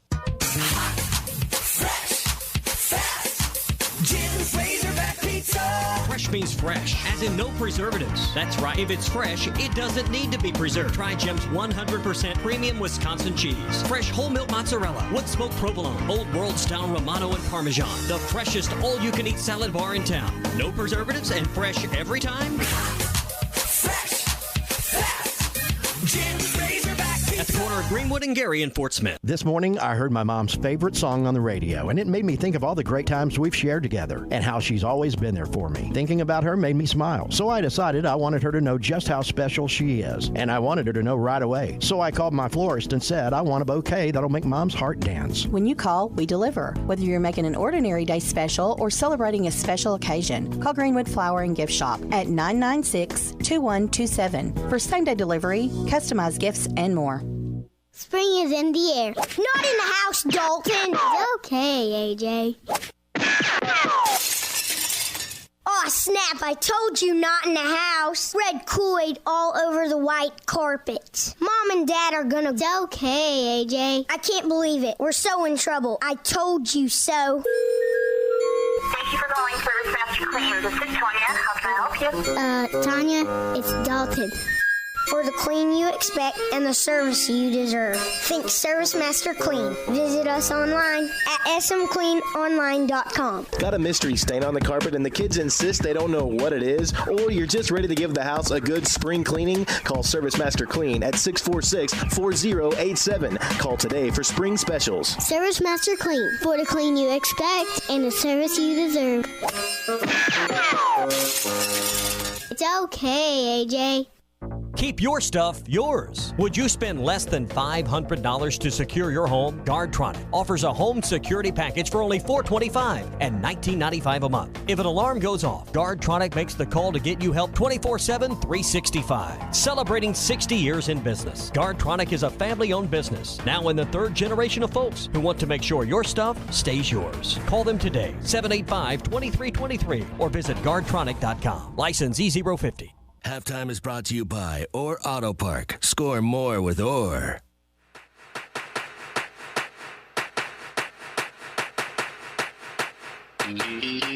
You're listening to Halftime with Phil Elson and Tye Richardson. 1-2 pitch. Open swings. Hard shot. Through the right side. Base hit. Washington to third. He gets the green light. And the throw. Not in time. Hogs win. The Razorbacks finish the sweep of Missouri. And that's how you do a Sunday at Baum Stadium. Let's go to Nashville. Bill King standing by. Great radio host from Nashville Sports Radio. Always good to catch up with him on Wednesday. Bill, what's going on today? How are you? Hey, boys, I'm doing well. Thank you. You survived the draft okay in Nashville? I know you don't head downtown very much, but it must have been kind of crazy in Nashville last week. Yeah, I'm taking credit for it, meaning the crowd and bragging on the city and all that, but no. If you, all your listeners right now, if you were looking at that crowd, I was not in that crowd. No. I'm not surprised. I'm not surprised at all. All right, so news out of Clemson, and there's kind of differing news here. I saw their name now might be kind of mixed up in this FBI wiretap case, where one of the Clemson basketball assistants kind of said that that's why football is so successful. If you do it, use the resources at Clemson, like you can really keep everything tight. Who knows if he's saying some of the things that might get them implicated. But then it happens the same week that you get Dabo Swinney signing the record contract with 10 years, $93 million. Quite a week without any games being played. Correct. I don't know if that'll stick. I would probably err on the side of nothing much will come of that. Now, I go back to the 80s when Danny Ford got busted. And you got to remember, Danny, before this run that Dabo has been on, Danny was there, Bear Bryant. And speaking of that, Danny's an Alabama player, former Alabama player from Gadsden, Alabama. But anyways, Danny Ford is a legend around there, and they got in trouble mid-late 80s. He finally got run out of there after his national championship in 01 in the late 80s. But so I've tracked and seen some of this stuff happen over there. But I don't look relative to what's customary in college football. I think Dabo Swinney runs a pretty clean ship. So what do you make of the contract extent? I mean, is he being underpaid at $9.3 million with what he's done with that Clemson program? Well, I'll tell you what, it's hard to quantify, but you got to remember now, he got elevated. He wasn't even a coordinator there, and everybody laughed. They didn't think he could draw up a play, probably, and this is not going to work. Just ran off a Bowden to elevate him. And again, if I was a betting man, I would have bet that wouldn't work out. I thought it was a bad move, and it's turned out to be beyond everybody's wildest imagination what he's been able to do. Now, there's two things. He's a very good recruiter, and he's got a good staff. He's got Brent Venables. He's got a lot of good people around him. And he's got Woody McCorvey, who's a good friend of mine, who is his right-hand man. Woody's been around a long time, been on various staffs, Alabama, Tennessee, Mississippi State, et cetera, and before at Clemson. So he's really got everything lined up. The other thing is, when do you ever hear about a Clemson staff member leaving? Besides Chad Morris for a head job, but they keep those guys and they stay together. And you got to remember, Brent Venables is right at the top when it comes to the highest paid assistants in America. He's a $2 million guy. And, Bill, they were talking about during the national championship game with Justin Ross, they were asking, why did you decide on Clemson being an Alabama kid? And he said because of the continuity within the coaching staff. I think within the last couple of years, they only lost 2 coaches, so you're right on with that. Bill, I know you have a strong opinion about this with players that entered the draft early as juniors and then were ultimately not drafted and either signed free agent deals or didn't. What's your immediate reaction when you see a junior declare early for the draft and not get drafted? Who possibly could have given him this advice. That's the first thing that I think of. Because you can't enter the draft thinking you're a relatively high pick. It doesn't have to be first round, but let's say first 3-4 rounds, and then not get picked and act like you're surprised. I just don't believe in that world. Unless you just went and hid and didn't want anybody's opinion and just took a wild gamble at it, and that doesn't happen. And I think Nick Saban was right. I mean, Ronnie Harrison got mad at him on Twitter about it, but there's a lot of people making some poor judgments on the NFL. And once you don't get in, the odds are about 100%, or maybe slightly less, that you're probably not going to get in. And there's all these exception stories, but those are few and far between. And I think Saban wasn't trying to, coach is just doing this because he's trying to build his team. He's trying to keep winning championships. That's why he says, I don't believe that. I think he wants to, if you're ready to get paid and you're good enough, who's going to know more about this than Nick Saban from a college and pro point of view, having done both? So I think he caught a bad rap with that. And again, I'm sure you've got family members who want him to go ahead and turn pro. You got to remember, the agent isn't necessarily looking out for your best interest. They're trying to get you in there as quick as possible. So they're always going to err on the side of, come on, you got to go. Let's go. And a lot of times that's a mistake.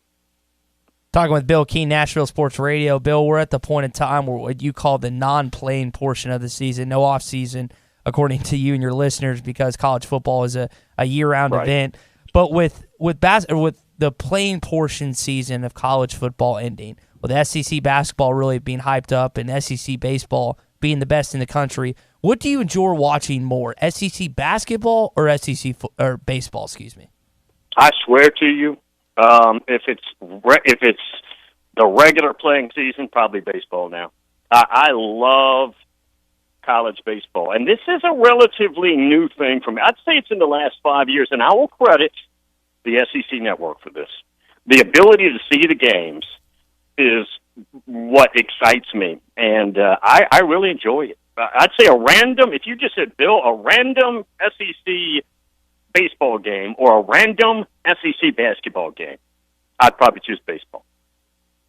It's the televised aspect of it, because now you get a sense of the intensity of it and the enjoyment of it, and how, I mean, if you like baseball and you don't live in a major league city, this is a way to attach yourself to something that's a lot of passion. Now, Bill, I think I come from the same perspective of you, because I didn't pay attention to college baseball really until I started doing the Arkansas games. But the level of play, coupled with the 30-game regular season, there's something about it. And I think you're one of many people that have kind of caught on to what college baseball is about and how much fun it is these last 5-6 years.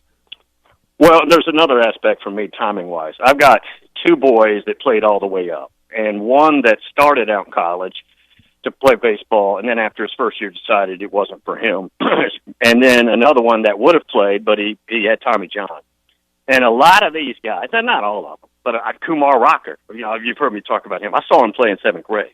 Mm-hmm. So quite a few of these guys in the South. Will Dalton, who had an incredible year last year for Florida, comes from here. I mean, so quite a few of these guys I've seen, and I think some of that would be my attraction, because I love watching how they all turn out. Well, let's ask one last question here about your hometown of Nashville. I was caught off guard that the NFL draft had moved there, at least for this last year. It's a great event city. Do you think Nashville could host a national championship for football, in college football, as a destination city, having the size stadium that they have? It's not indoors, but they still have the size stadium that you would need. Could you see Nashville hosting a college football playoff championship? Yeah, and you got to see it. Downtown is full of hotel rooms now. Now, I don't know, when it comes to number of rooms and all that, what the study would be on that. I don't know if we're as big as we would need to be. Now, answering your question, Nashville would put on a hell of a show, as you know, with all the country, all the stars. Quite a few rock and roll stars are here, too. It's not just country.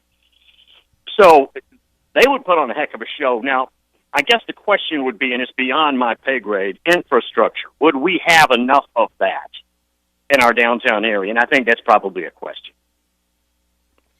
All right, Bill, we'll let you go. Great stuff, always talking with you, and we look forward to doing it again next week. Thank you, boys. Appreciate it. Bill King of Nashville Sports Radio joining us every Wednesday. All right, we'll react to the announcement of Arkansas and UAPB signing a 2-year contract for football as halftime wraps up with a cherry on the top on ESPN Arkansas and hitthatline.com. No hidden agendas on this program. You're listening to Halftime. This is Matt Brown, PGA Head Golf Professional. The 47th Annual Ben Guerin 4-Ball is coming up May 31st, June 1st, and 2nd at the Ben Guerin Golf Course. The $150 per person entry fee includes 3 days of golf and a Titleist prize package. This tournament will fill up fast, so call the Pro Shop at 646-5301 or stop by today to reserve your spot in this Fort Smith Classic. Don't forget to check out our Facebook page for all upcoming events, including the ASGA Monk Wade Father-Son Tournament in July. When you think golf, think Ben Guerin. Win the battle against weeds with a trip to Metters Lumber True Value. Save now on Roundup Concentrated Weed and Grass Killer. A 36.8-ounce bottle is just $18.99 after a $4 instant rebate for True Value Rewards members. This ready-to-use formula destroys tough weeds and grasses down to the root. It's waterproof in 30 minutes with results in only 12 hours. Don't miss this bargain of the month while supplies last. Metters Lumber True Value. Certain exclusions apply. See store for details. This Memorial Day weekend, it's the 18th annual Madison May, brought to you by Come Get You Some and Performance Center, presented by Extreme Diesel. A family fun weekend of off-road competition at Birds Adventure Center in Cass, Arkansas. Live music, a poker run along with great prizes, and all the off-road competition you can handle. All four-wheelers and UTVs, welcome. For event information, call 479-782-6833. Camping info, call 479-667-4066. Madness in May, this Memorial Day weekend, brought to you by Come Get You Some, presented by Extreme Diesel. Looking for a high-quality and affordable pre-owned vehicle? Hertz Car Sales offers a wide selection of high-quality cars, SUVs or trucks, amazing customer service, where you can buy direct and save on every car. With inventory arriving daily, why not make the short drive to 2810 Midland Boulevard? Or give them a call at 783-1722. You can also check them out on the web at buyfromhertz.com. Trade-ins are always welcome. Stop by Hertz Car Sales today. You'll be glad you did.